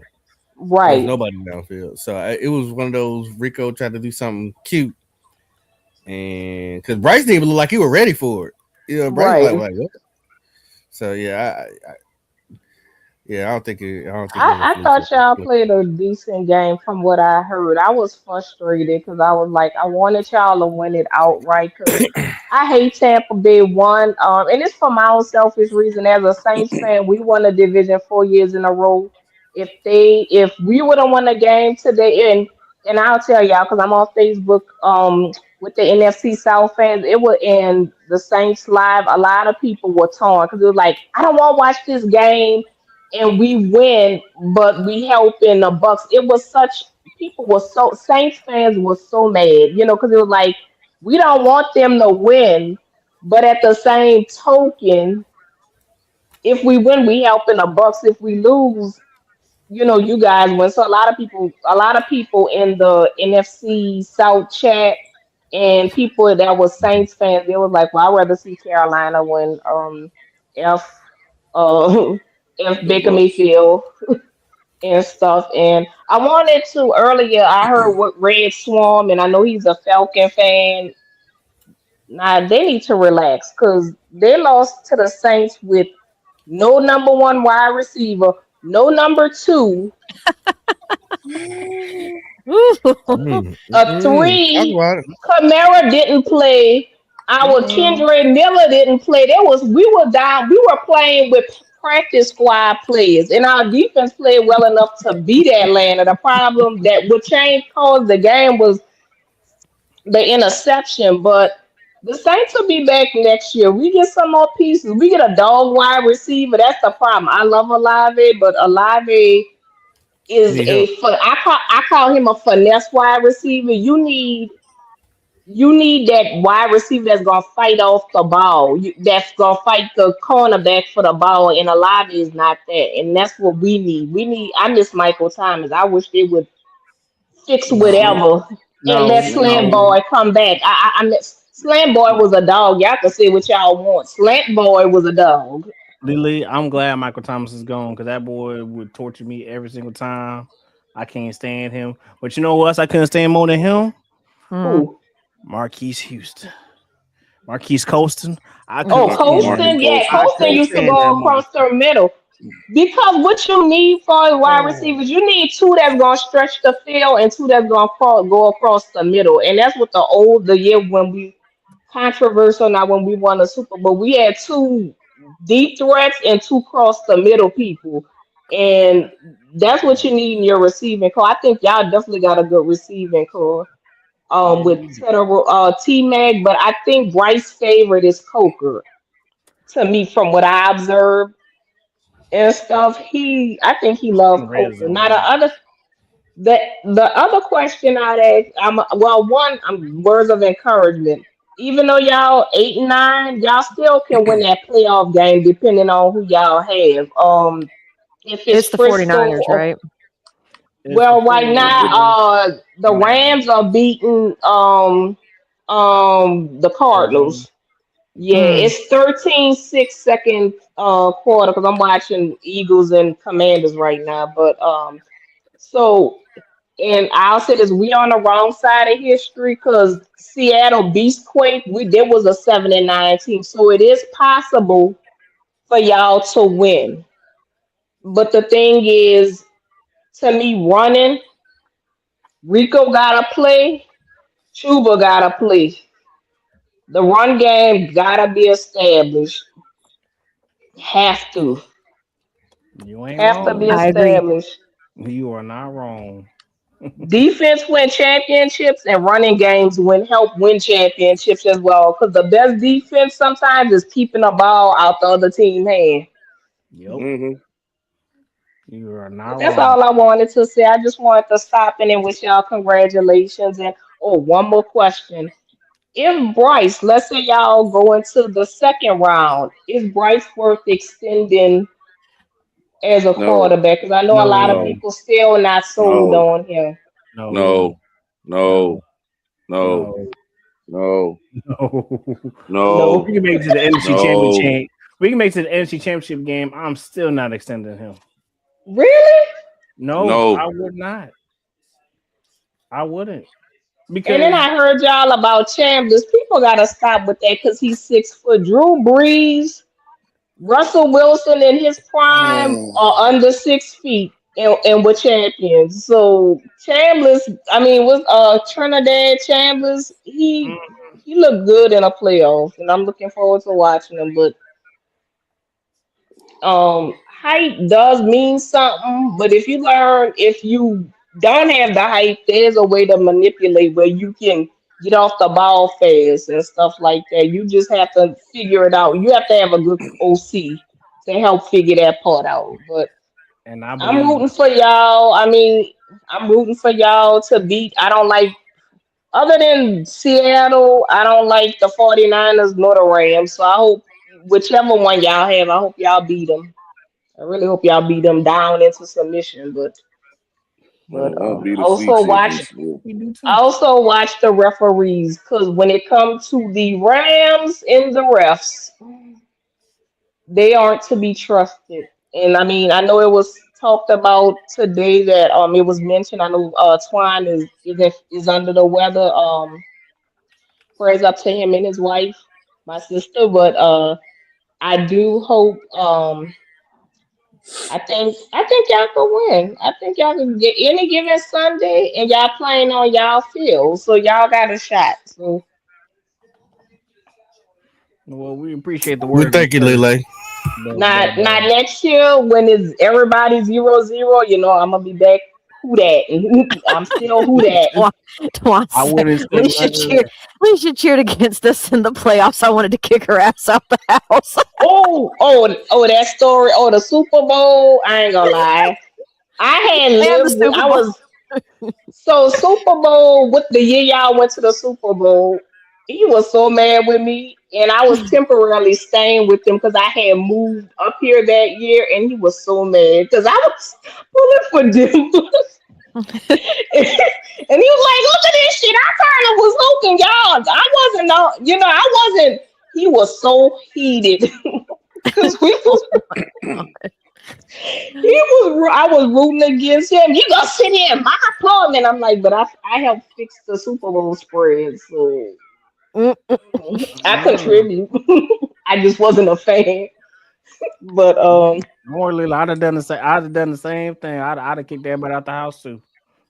would that you'd Everybody. have kicked me out? Oh, I'd kick everybody out the house. Everybody get the fuck out. Because of the law, because we lost. Oh, I'd have kicked everybody been kicked out. Like I She, ain't Twan said she was in a house full of Panthers fans at a party cheer for the fucking Broncos. And I had, yeah, you know what was funny? I was so petty. I had my Saints gear on. I was Oh my god! See, you would have made it to the what front though. I had my Saints shirt. I was back at, well, I ain't gonna lie, I was one of them when Kaepernick took a knee and they banned him. I didn't watch for a year or two. So but the year before that, I was one of them. Out each Sunday, I would put my Saints shirt, whatever Saints shirt I felt like wearing, my Saints pants, and I had Saints socks. And one year we went to Wingstop to get something. There was a guy that was a Giants fan. He was like, I'm gonna take a picture of you because I had all my Saints stuff on. And he was like, nobody wears all this stuff on Sunday like you. And so I had all my stuff, and he was just falling out laughing. But yeah, that Saints game, I mean that Super Bowl, that 2016, yeah. I think if he could have put me out, Claire, he would have. And the other, Claire, Yes. Claire, I want to give you your flowers because I listened to you and you on it. Yeah, you're on it. You be Thank on you. it. Thank you. You I be appreciate it. on it. I love that. I'm loving to see that women we do watch sports and we know our stuff. There, I don't know if you are on Threads, but there's a group called Black Girls Love Football, and they be serious because I'm on there with them, Oh, and they be nice. serious about talking football other than oh he cute, So I mean, there are spaces that women are talking about sports, y'all. So don't just think we just Oh Jalen yeah. Hurts is cute. Oh yeah. We Oh don't this one just. is. It's not always about the eye candy in the uniform. Yes, it's about watching. It's about we observe just like the men do. It's about appreciating the sport for what it is. Yeah. Yeah, I used to have it because everybody said I'm becoming the mayor of Pettyville with how my team's been playing. So that Uh-huh. my little quip has changed underneath my name. But what used to be there was a saying that I've had for like the last 2 years, which was men do not own sports Right. because they don't. I'm sorry, but y'all don't. Y'all don't own sports. I get it's a man's world when it comes to sports, but y'all don't own it. I'm sorry, but y'all don't.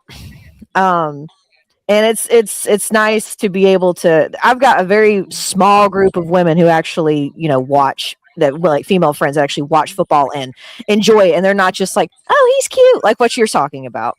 Yeah. It's becoming easier though to find women who are getting into it though, which is nice. Right. You I got to have a deal with best all these friend. crazy men. Right. And then I think not the other thing I like, I think as women we bring a certain thing to it, and then what I can't stand is when men sit up here and start insulting us for our thoughts because I'm like, look, I could get with you too if push come to shove, but Oh yeah. I hate that part. But I mean, I have a best friend. She watched sports like me, and she actually used to play. She was softball. She Hmm. a Saints fan, and when I tell you she know her stuff too and stuff, she know probably more than I do. But there's so many women that's watching, and it's not because the eye candy part. It's Yeah, people I like agree. Puka, people like Bryce, or people might like Lamar Jackson or Hmm. Jordan Love. Because that's why I wanted the Saints to draft Jordan Love. Well, we Jordan drafted Love. that old dang. They drafted Caesar Ruiz, the damn lineman that don't do shit. I digress. Oh, it's okay. I Once upon a time, I wanted Carolina to. I think a few fans though, but I was really looking at Herbert when he was coming out, Justin Herbert, and I'm like, man, yeah. if we could have, woulda, shoulda, coulda. But Hmm. he was another one. Yeah. So there's been a lot of players that we've all talked about in the past, especially on this show, that I've been really excited on. And unfortunately, they don't come here, which is unfortunate. Yes. But then they go to other teams and then they stand out.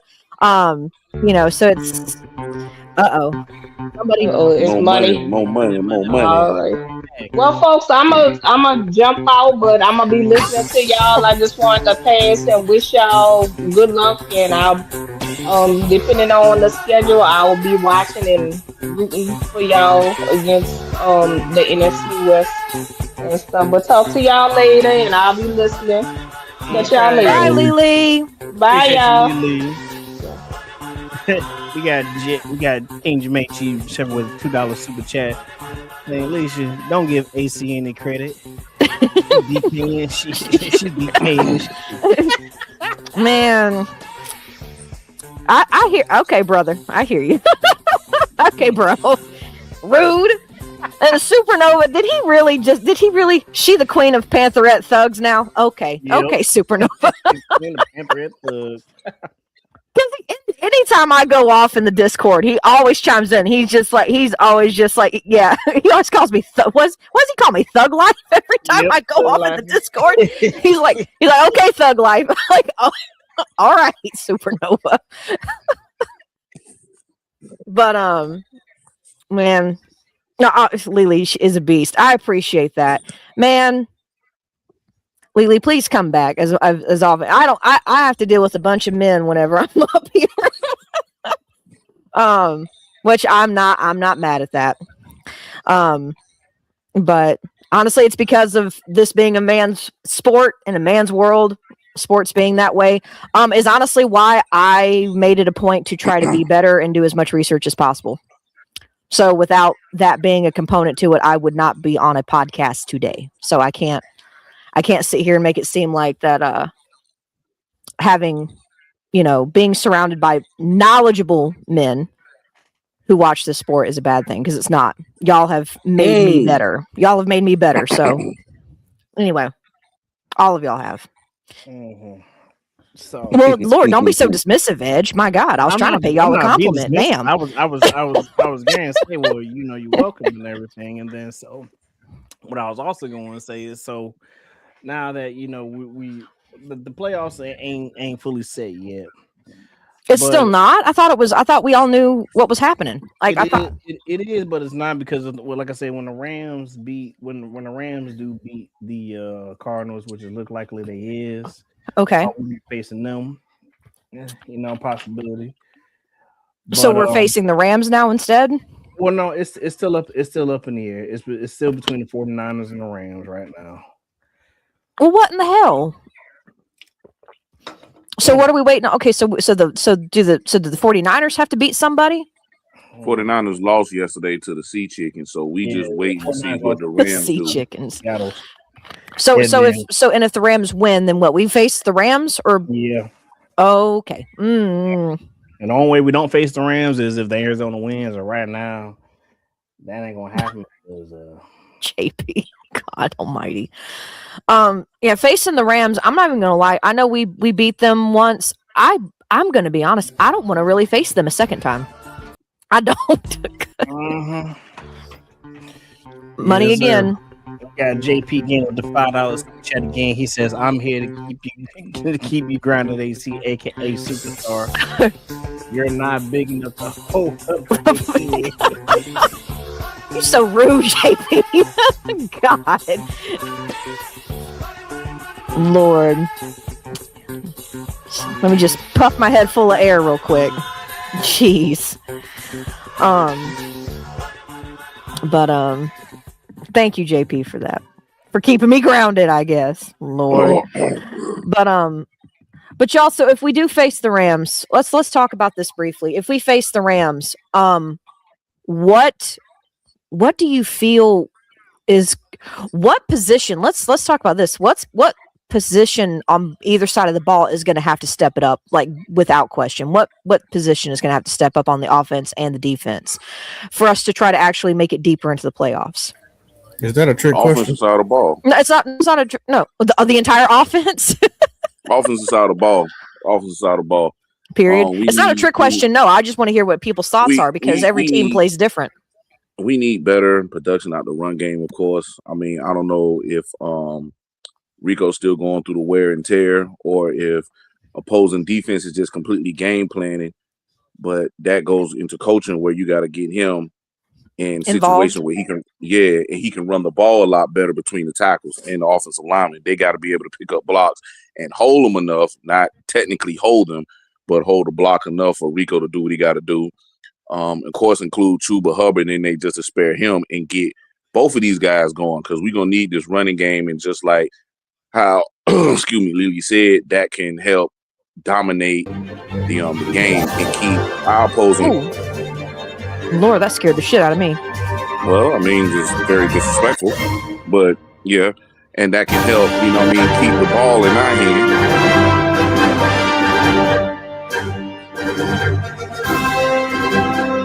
What the fuck?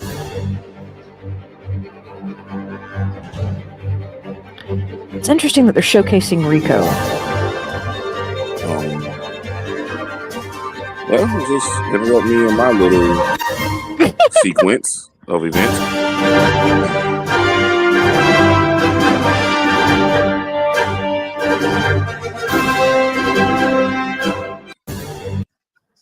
No. Okay. Thank you. So that was okay. I don't know How the hell that Well, I guess happened? that's Okay, what we go. have to depend on then. Just Rico running through the smoke Rico. and just run through defenses. With what you were saying, Bloody, go ahead. But yeah, we need to get, because just like Lily said, that, you know what I'm saying, controlling the ground game, controlling the clock, winning the TOP, and demoralizing the opposing team, that can help us win games. Everybody knows that. But we also going to need, and I know a lot of people don't want to get back into this, we need to see more out the quarterback. We need this passing game to click a lot sooner than later. We don't need for the passing game to start clicking because we're down by 10 points, 14 points, or whatever. We need this offense and this passing game to fire off pretty soon. We need to get these guys going up and down the field, because if we don't, the Rams, they're gonna smoke us. That's just how I look at it. Because the defense gonna do what they gotta do. I mean, Poppin, I know, because you said, is that a trick question? I mean, go ahead. If you've got anything to say. No. I know who I feel like need to step it up. Well, go ahead. So I'm not going to. Well, I mean, the single amount. Bryce, we're in the playoff now. Ain't no more these crazy mistakes. If you're supposed to be the leader of the team, you gotta step it up all the way.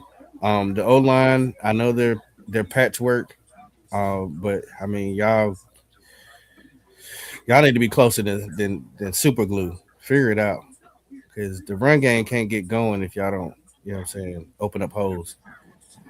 And as far as everything else, we got to find a way to get this pass rush somewhat aggravating. Because I mean, I don't think they can be great. So at least become a nuisance, you know. Become a nuisance. Yeah, I mean, that's a good way to put it. Become a nuisance. Yeah. I mean, for me, I'm kind of on the same page with Poppin here. It's definitely got to be the quarterback, in my opinion. And I guess you could argue just the run game in general needs to really step it up. Oh, Lord Serper.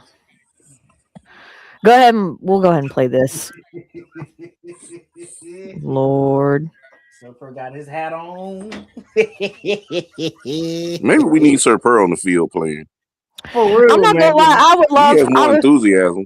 I would love to get Serper out there on the field and just anytime we need to do like a QB sneak, just a tush push, just him in the middle. Exactly. Put him and Darren Bates out there, because Darren Bates is our Michael Irvin on the sideline. Mm-hmm.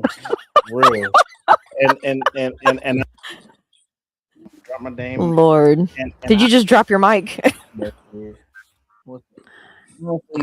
whole thing right now, we actually do need to, I think the whole team needs to step up, because if and when we do face the Rams, like Rams has been there, done that, they got the ring for it. And trust me, right now, I feel like the Rams got a lot to prove, especially how the way they've been losing these past couple weeks. You know, they got a lot to prove to themselves, but also to the freaking everybody else in the NFC, because they're trying to get back there again. And Matthew Stafford, he ain't going out like that. He's not. And I feel like he shouldn't. You know, so as of right now for the Carolina Panthers, if I got one message to say to them, I got to say to this: hey, look, the team that you face, they've been there, they've done that in the past 4 or 5 years. They got theirs. They're trying to get it again. All right. So that they got playoff experience. We don't. Yeah. Not with this group, no. And yes, we did beat them at home before, you know, but a regular season team is way different than a playoff team. Playoff teams play a lot more harder. They play a lot more aggressive, and they're not going to do a lot of daring stuff. But when they punch you in the mouth, they're going to punch you in the mouth. Are you going to punch back? That's literally it. Are you gonna punch them back in the? Are you gonna punch them back in the mouth and show them that we ain't the team to fuck around with? Because there's been a short span of time when we would win those 3 games where there are people talking about, man, do we really want to face the Panthers right now? Do we really want to face them right now? Do we really want to? Yeah, that's not gonna. I mean, because like I said, at that point in time, they were saying that, and we were proving that they don't want to face us, man. We were quietly beating them, but we kept going back and forth, back and forth, back and forth. So now it's like, well, what Panther team are we gonna get? Are we gonna get the Panthers team that beat the Rams, or are we gonna get the Panthers team that lost to Tampa Bay? Like, which one are we gonna get? So. Well, I will say this: the Panthers team that has more or less showed up, in my opinion, the most recent 2 games, that cannot be the same Panthers team that shows up against, if it's the 49ers or the Rams or whichever team. It can't be that same team. I'm sorry, but it just can't. Because that's not that unless the opposing team finds a way to somehow play worse than that, you're not going to win if you're playing like that. You're just not. Yeah, can't, and ooh, that'll be the wrong, like that Tampa Bay, that the Panthers that we played Tampa Bay. That's the wrong team to come out and play. That's the wrong team to come out and play. I'm sorry, we can't have that. Because if we come out and play that way like we did against Tampa Bay, they just updated the playoff picture. Yeah, I don't know who said it could also be the Rams. It's not. It's the 49ers. Oh, so we are playing the 49ers. Yes. It is set in stone. We are playing the 49ers. Okay. This is how the playoff picture is going to look, y'all. So, of course, the Seahawks, they've earned their way to a bye. They're not going to be playing anybody. So it's going to be Eagles versus Rams. It's going to be San Francisco versus Carolina, and it's going to be Green Bay versus the Bears. That is the NFC playoff picture. Okay. AFC is going to be very interesting. Broncos have earned their bye. It's going to be the Chargers versus the Jaguars. Ooh, the Texans versus the Steelers, and then the Buffalo Bills versus the New England Patriots. Well, hold on. The Steelers and the Ravens still got to play. This is how it's currently standing. Okay. It's a live update. This is how it's currently standing. Yeah. As it is. Well, Houston might face the Ravens or the Steelers because they still got to play. Okay, well, and if that's true, that's true. I'm just saying that is how it's. That's how it currently looks. I can't share it, but that's how it currently looks. It's current look. Well, fucking CJ Stroud will have a chance to act his revenge against the Ravens from his playoff loss against them. Dang, so you putting the Ravens in over the Steelers? I mean, the Steelers right now are showing us the 4th seed. I got the Steelers in. I think they're gonna give them the Ben Roethlisberger treatment, let them get right off into the playoff one last time. Yeah, maybe. But right now, I want to give it to the Ravens right now because Kansas City's out, and that's been their nemesis for like the last 4 years and everything. But at the same time, they I don't know. I really don't know. Like, if the Ravens want to win, just get a ball to Derrick Henry and get the fuck out the way. That's 100% true. Just get the ball to Derrick Henry. Let him get the fuck out of the way. Let him get the fuck out of the way. But honestly, at the same time, like with Lamar Jackson being out and everything, like Lamar Jackson was out and everything like that. I get it. They're gonna want him to play in this playoff game. But Lamar Jackson is going to give it his all to come back and play. He's 100% going to do that. But as you should. But do you really want him to pull a freaking Tyrese Halliburton from the Pacers? I mean, putting everything out on the line just. I was about to say, y'all are going to have to explain that shit to me. I'm not a basketball person. What the fuck? Just for him to go down, just for his team to have a chance to freaking win the championship like that. Do you really want Lamar Jackson to pull that? I mean, that's what you're paying him for. I know that. I get it's what you're paying him for, but then you risk him not being back for next season if possible. You know what I'm saying? But they built the team that way. They built the team around him. They did build the team. So that's on them. But to me, if Lamar is healthy enough, Lamar, get your ass out there and play. Boy, we going to need you just to get in these off. And, God forbid if he do get hurt, I mean, it's a part of the game. Everybody signed that contract. Everybody know they got that opportunity to be injured. But you don't go out there thinking like that. True. So if he's eligible to play him. True. Because he will be the defining factor whether they get in there or not. Now, if he don't play and they got this Hundley kid, so I think that boy went to UCLA. If they banking on him to get him to the off, shit, they might as well not even go on the field, me personally. True. Because this is a division rival. This is the team that they hate. Both teams hate each other. Oh, yeah, they so, do. Yeah. They do. And They so, do. yeah. And both coaches and right now both coaches for the Steelers and the Ravens, they both literally playing for their damn jobs right now. For real. They are. So they're gonna bring everything out there that they can for this one game. It's gonna be a good one tonight. It's gonna be a real good one tonight. Yeah, you're right. It is.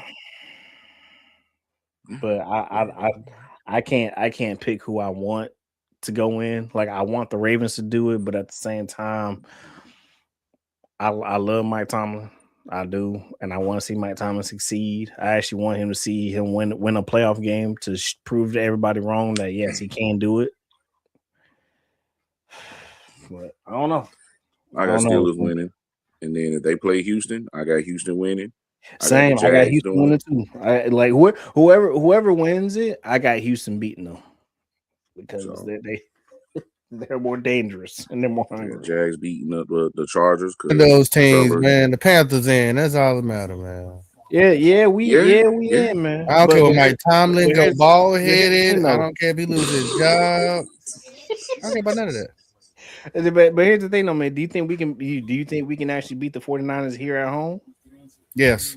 The 49ers are not unbeatable. We had them fuckers beat the first time. I was going to say they're not. They are not. We know what happened.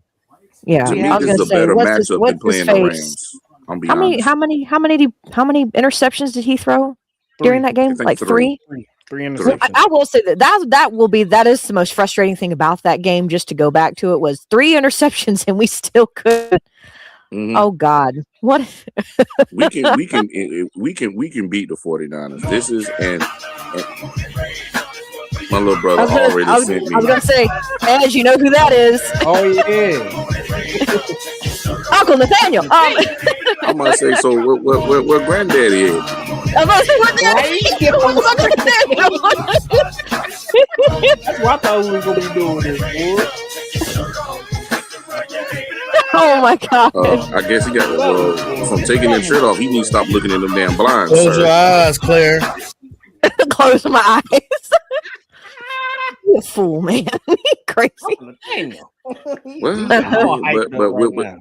But getting back to the matter at hand, this is the team. I'm be honest. This is the team that we really would want to play more than the Rams. Me personally, because even though Brock Purdy is a good quarterback, I mean he's not like a dangerous quarterback. He's not. We've shown that we can frustrate him. We've shown that we can get the ball from him, and we've shown we can hang with them. We know what that defense can bring. So since we got that on film, we should have, and this is me thinking, we should have I'm BG. We should have an upper hand against them, knowing what they can bring, and we got home field advantage. Is Trent Williams going to play though? I mean, is there something? Is he injured? He got hurt. Was he hurt during the Seattle game, or was he hurt the last game for the 49ers? I'm trying to remember. Hold on. I'll just look it all up. Hold on.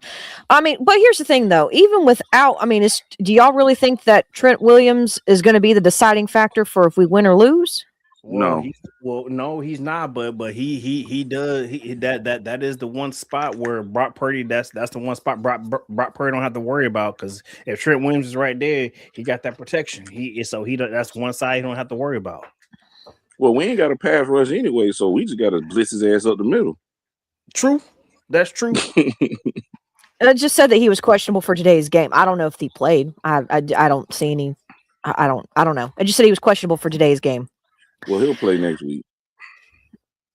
JP, I don't see Brock Purdy throwing 3 picks again either. I don't. I mean, he could. I don't see it happening a second time with us. Well, we just need 1 or 2. And That's true. I mean, he's very vulnerable of doing that, but he's also very vulnerable of being on and throwing for 5 fucking touchdowns. this is true. So But to be optimistic, and I hate being optimistic, we haven't had a quarterback do that against us all season. Like, our defense is not as bad as we think it is. No, it's really not. You know what I'm saying? So, and our defense has kept us in every single game that we've been in. So it will be a close game. It's just the other side has to take advantage of opportunities.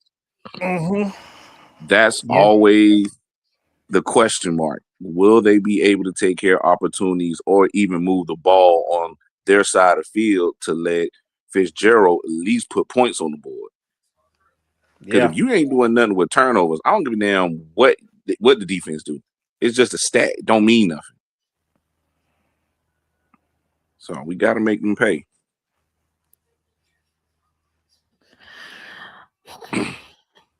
I mean, I'm trying my best to be optimistic. I know. I think it'll all start setting. I mean, for some people, this is already set in. We're a playoff team now. But I think if we make it past this first game and if we beat the 49ers, I think it's going to set in for a lot of people. You know, but here's the thing, this team, you guys have got to do, you've got to pull out every stop. Y'all have got to do things. Yes, sir. Oh, I know shit. where you going with that. I think so. I think if Carolina Panthers make the playoffs, they should ask Cam Newton to be the legend of the game, to do the keep pounding drum. I think the stadium will go crazy. I think the fans will love it. And I think they should reach out. If the Carolina Panthers make the playoffs, they should reach out to Cam Newton to be the legend of the game. I'm with you. I agree, Cap. I think if I see remember last time we had legends come out there, you see what happened. I think I may pee my pants. I'm not lying. Oh, Bro, that would.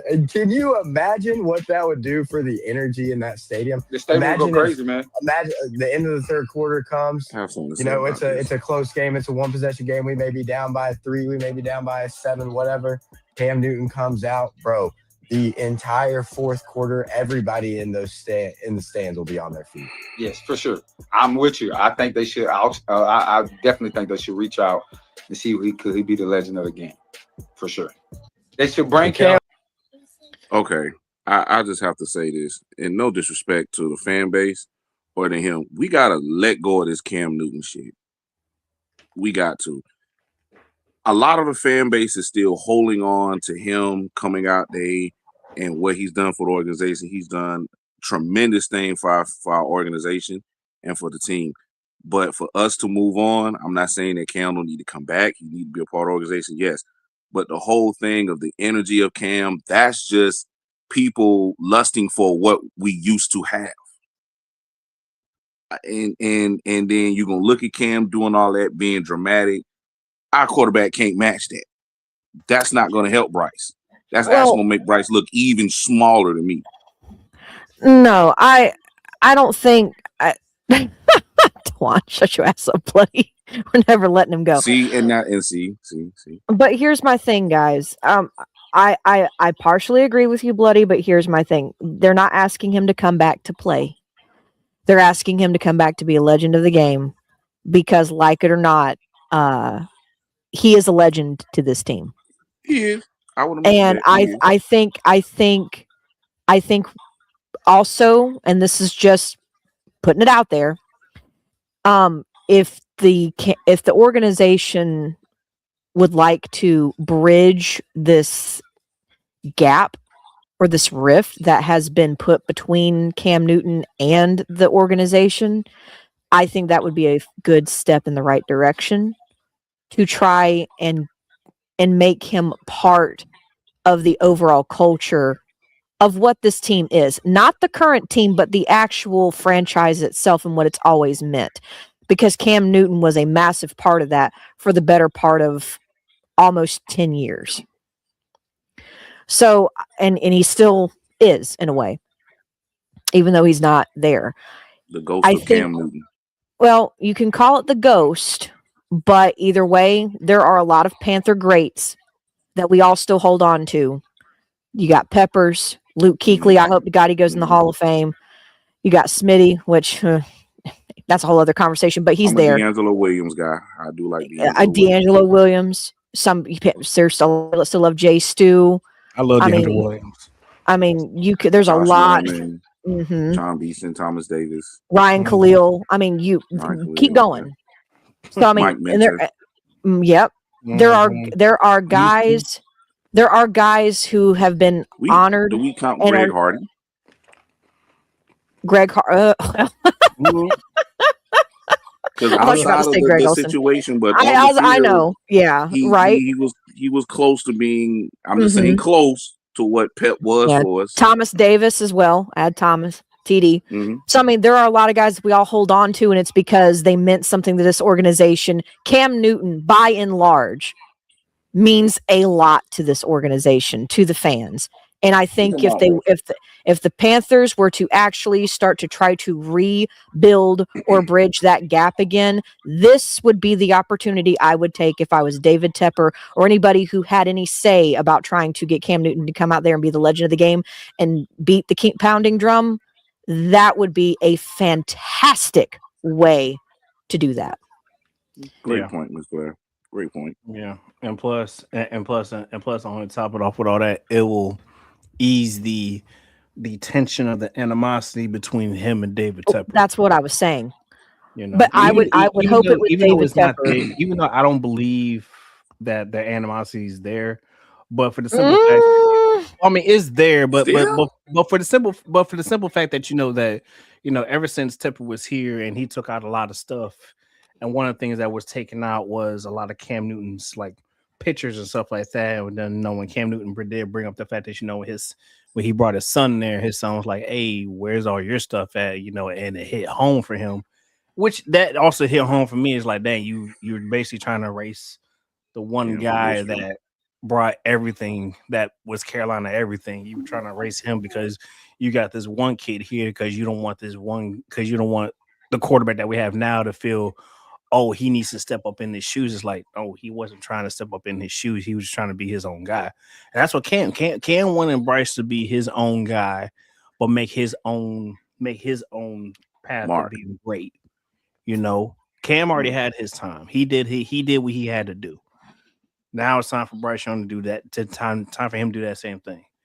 But you didn't have to be determined. You didn't have to take out every picture of Cam Newton there. Leave everybody else there, but take Cam Newton stuff out because you didn't want the kid to feel intimidated. Like, I mean, the kid played for Nick Saban. He played for Alabama. How more intimidating do you need it to be? He played for him. He played for one of the most fierce and intimidating coaches in college football. In my personal opinion, and probably one of the greatest college football coaches, in my opinion, with Nick Saban at Alabama. And he quote unquote survived. Come on now. Like, come on. Like, I would love for Cam to I would love for Cam to come back. I still remember when we re-signed him to come back. And that stadium, me and Claire, we didn't go to that first game, but we went to the other home game where we played against Atlanta. And to see that stadium, that's when we were right there at the tunnel, right? That game there at the tunnel, and where they run out. Like, I've been there before when Cam Newton came out, but seeing him walk out into the tunnel and you can just see the crowd go crazy because they see him on the screen. The man didn't step out on the field and the fans is already going crazy. The crowd is going fucking crazy. You see the smoke come out and everything. And the crowd, you can see it. You can hear it. You can feel it. Like, come on, man. Like, this right here, how the fans are going right now. Hold on. As a member of the Panthers, seeing the culture shift and being a part of that hits a little different. Man, what Carolina did for me to immortalize that 2015 team and other great players, bro, I played with every Panther great. I played with Steve Smith, Julius Peppers, Luke Kuechly, Thomas Davis, Jordan Grosso, Ryan Khalil, Charles Johnson, Captain Munderland, player Star Latulele, K'Wan Short, D'Angelo Williams, Christian McCaffrey, Jonathan Stewart, J.J. Jansen. My era of playing awarded me so much history that now looking at that video gives me goosebumps and chills because I was a part of when the stadium was empty. May not have been that empty. I was a part of when the stadium had more Washington Redskins jerseys, Pittsburgh Steelers jerseys, and Dallas Cowboy jerseys. Even when we wasn't even playing those teams, I took it offensive. I was like, man, ain't no way in the world. So to see where it's at now shows Bryce Young, shows David Tepper that if you win in Carolina, you have a city, a state, states, two states that will back you. And that's what's been so frustrating to see certain moves not flourish. But anything great takes time. And I'm pleased and proud to watch from afar in appreciation to seeing what could potentially be a playoff berth. They make it to the playoffs. You gonna go to the game? We'll have to see. We gonna see. So Atlanta, you did your job on Monday night. Do your job again on Sunday. Carolina, don't even leave it to Atlanta Falcons because we know something about them Atlanta Falcons. You can't trust them. Birds get a little Me being from Atlanta, I know a lot of ATLians. You can't trust them. They reliable, but you can't trust them. Let's go on and handle business. Take care of them Buccaneers. They done had their time. They came and gone. Cool. They was looking so shiny early in the year. Old Baker Mayfield was looking so good. Nah, that stopped them plummeting. Come on, babe. You left your cake in there a little too long. It's all right, brother. You're cooking your grits. Embrace. Brother, just be what you're supposed to be. Just like you've been doing. If we can do that, oh, Lord Jesus, it's going to be, you can build on something. They ahead of schedule. You got a young coach. You got a young quarterback. You got a young team. I agree with some of that. He was pushing it a little bit. He got passionate. I don't blame him. He got passionate, bro. I don't blame him. Little delusion. I don't know about delusion. He's passionate. Come on now, Bloody. I mean, he talking from him being here. He's talking from he's talking from experience. He's very happy-go-lucky person. I get it. He's just saying overall, man. Hey, you got your team building. You got now, but what else you got is you also got the support of the fans now. That's the biggest thing. See what you're building. That's the biggest thing. I remember when I was. You cut out Pop. Yeah, say it again, Shells. You broke up, bro. Yeah, he was just, what I'm saying, he was just going down. He's like, hey, I remember when we were playing against teams and it was other fan base in there and we wasn't even playing that team. Like, you know what I mean? Like, he's saying, hey, you built something, keep going. You know what I mean? That's all. Yeah, Yeah. You're all right. I'm gonna take my emotions out of it. Y'all are correct. Yeah, man. You don't need to take your emotions out of it. You can speak freely, but I get why you may think it's delusional, but at the same time, Cam came to this organization as a first overall pick to a team, as he has been quoted with saying before, maybe not, it wasn't taken very well when he said it, but we were a losing team. Mm-hmm. We were. And had to get on his level. I remember. Mm-hmm. And things, as it transpired, eventually we became a playoff team and ultimately we became a Super Bowl team. So, not a Super Bowl winning team, but a team, So I think what he is seeing, or what he is hoping that he is seeing, is a team that he used to play on go through the levels and layers that it went through with him, but with this next generation of players. And I think that is what he is trying and hoping to see. Perfectly said, Ace. Yeah. So that's not, the only part where I could see or maybe say it's delusional is, I think where you're looking at it, Bloody, could be just the players, certain players maybe. Is that what it is? Yeah, because it's still questionable on the coach, and we already know And the about the other quarterback. situation. Yeah. didn't want to speak on it, but yes. So it's still some questionable things going in the right direction. As a Well, whole, I can agree. yes. As a whole, I agree that this team is trying. And this is where it's going to come down to how serious they are. You've now made the playoffs. You've kissed it. You haven't gone full, you haven't gone fully through it yet. We're going to see, we're about to see how far you can go, but you've at least kissed the playoffs now. And for the first time in a long time, first base. There you go. B Chris B 397 3976. Sorry. He's on behalf of the Atlanta Falcons fan base. Congratulations, made the NFC South proud in the players. Appreciate we that. We are going to try. They putting a whole division on our shoulders. God damn. Yeah, they are. I mean, he's not the first. He's not the first Falcons fan that's been in here saying something similar. Oh boy. Yeah, he still loves this team. Absolutely. Cam Newton still loves this team. He still loves the city of Charlotte. I mean, he still does organizational stuff for Charlotte. Even though he's not actively here, he still does stuff. Like, yeah. So that's what I'm just changing gears real quick. Just one quick question. So that's what the owner is threatened by, his power. Or I mean, not power, but influence. I should use that word. I think it's because it's kind of what you were alluding to earlier, Bloody. And this is and again, I'm going to preface this by saying it's not because I don't have an in with the organization. I don't know this, but I think what this boils down to is when David Tepper took over the face of the franchise, even though that era of the franchise was unfortunately coming to a close, was Cam Newton. And Cam Newton lingered. His presence even afterwards lingered. And we even brought him back under David Tepper.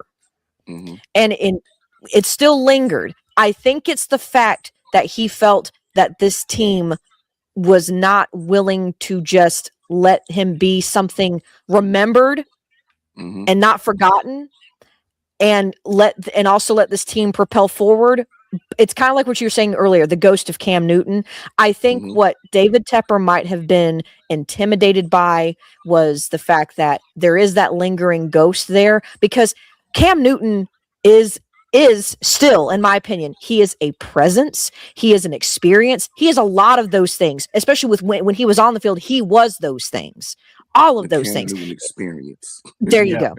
But that's what it was. I mean, because he was true. He has told this story many, many times, and it is 1,000% true. At Panthers games, or whenever a team would play the Panthers, the most expensive seats were behind the goalposts. Why? Because why? That's where all the kids were, man. Because that's where you could go get a game ball from Cam Newton, because that's who he was. And so that is the embodiment of what he is. And because of who he was, what he did for Charlotte, how much he meant to Charlotte, I think David Tepper was trying to shift gears to make the entire, not just the offense, not just the QB position, but the entire organization shift away from Cam Newton being the spotlight, letting him be remembered but not forgotten. But that unfortunately has turned into something else that has been taken into a very negative connotation. And now you have this thing where Cam Newton is being almost forced to become a memory and not so much a legend. And that's the problem. And I think that is becoming the problem, if that makes sense. If you ever write a story telling about the Panthers' history, you got your title of your book. The Cam Newton experience. Either that or the ghost of Cam Newton and the ghost of Cam Newton. And just how you eloquently elaborated that. Yeah, that was very well put. Well, I just don't.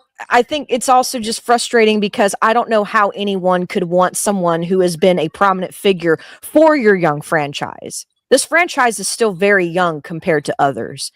And why you would want to take away something that was a good chunk of our history and a good part of our history and try to kind of sweep it under the rug, or at least maybe put it in the attic until it can be brought back again when you feel the time is right. To me, that's not cool. It's not cool. No. Because that's kind of how it feels. It kind of feels like you just kind of put everything in a box, put it up in the attic, and it's like, you know what? We'll reminisce about that a little bit later. We'll bring it down whenever we want to reflect on things. Nah, put that shit up. Put that shit up in the house. Put that, don't do that. Yeah. It's a time to be remembered. We went to the Super Bowl. Yeah. Shit. And No one's doing it to Jake Delhomme. Yeah, and plus, You're not doing it to him. So why are you doing it to Cam? Yeah, and plus you also got to think about it like this. Yeah, we went to the Super Bowl, but what if we never go back? Oh, Edge, that's so dramatic. No. I'm being freaking true because Shannon Sharp said it best. You got one shot to win it. You got one shot to win it in your career.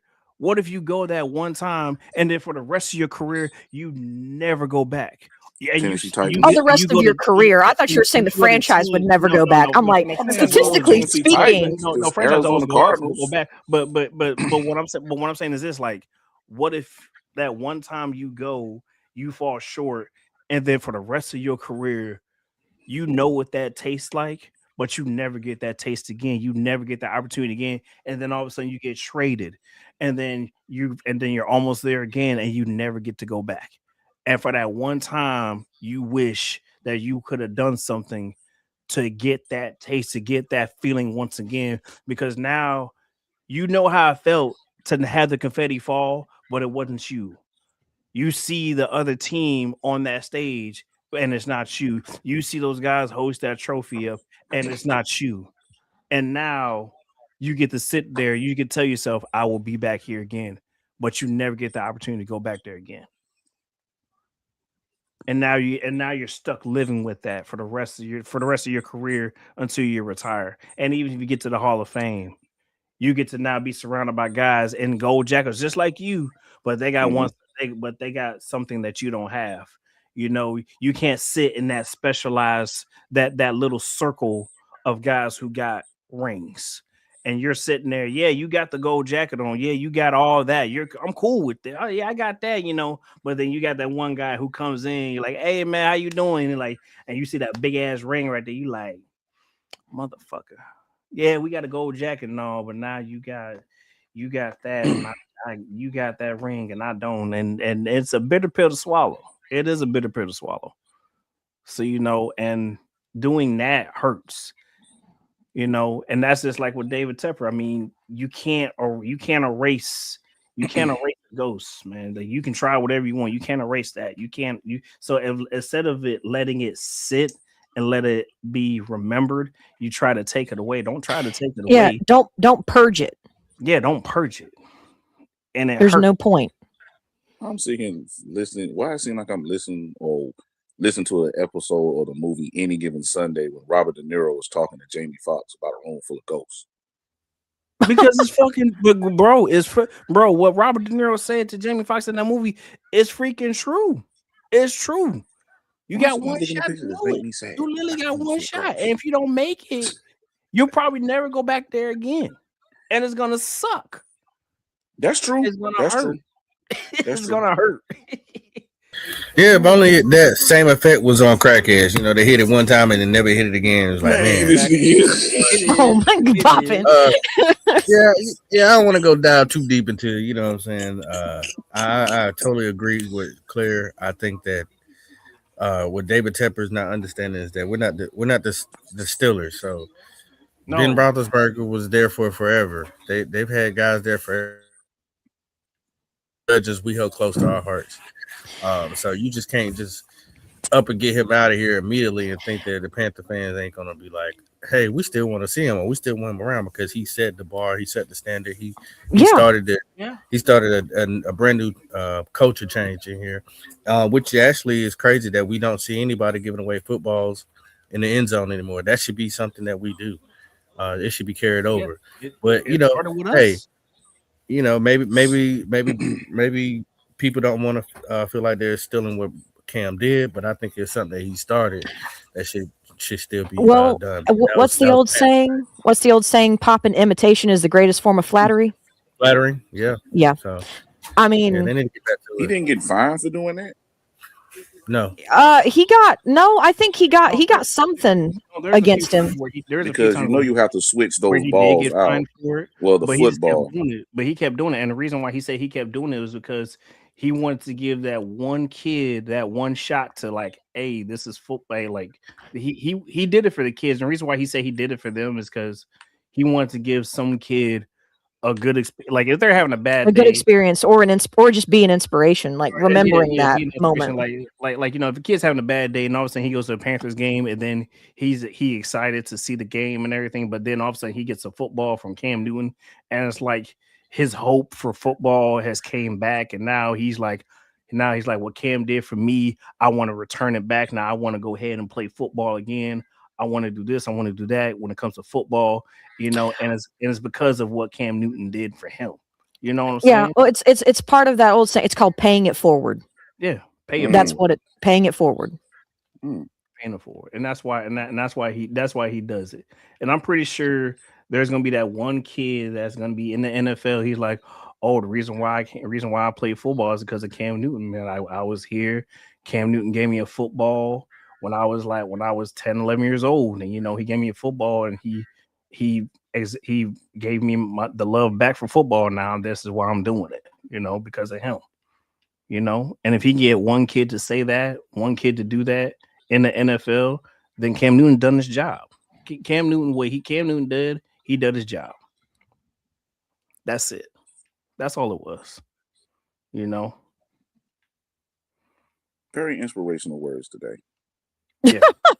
Very inspirational word.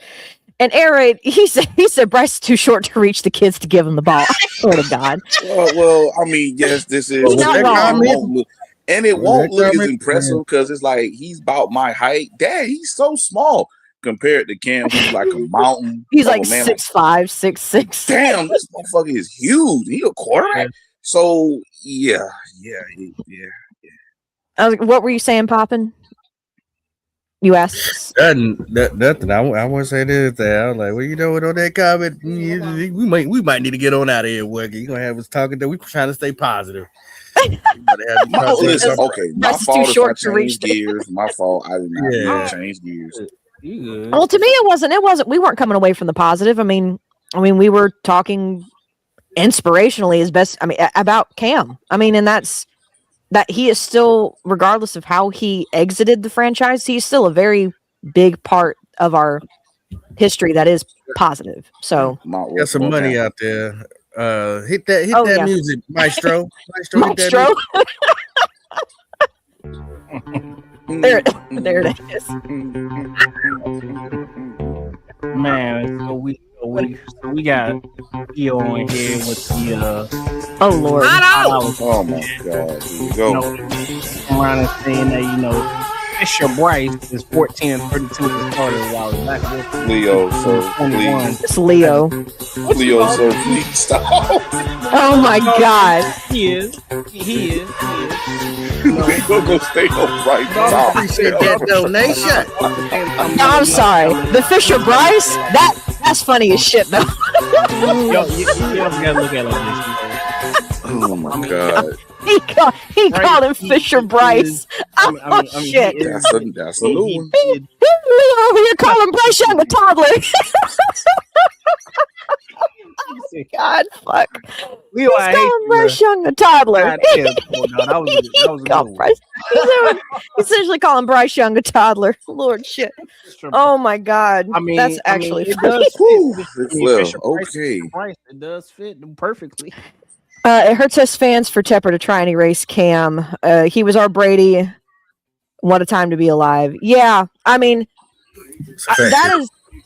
is an interesting. That is an interesting, thought. Just because there are going to be young Carolina Panthers fans that did not get that experience. That was Cam Newton when he was here. There's a lot of new and young fans that are not going to get that. And what we hope to do is bring something like that back. Is it going to be via Bryce Young?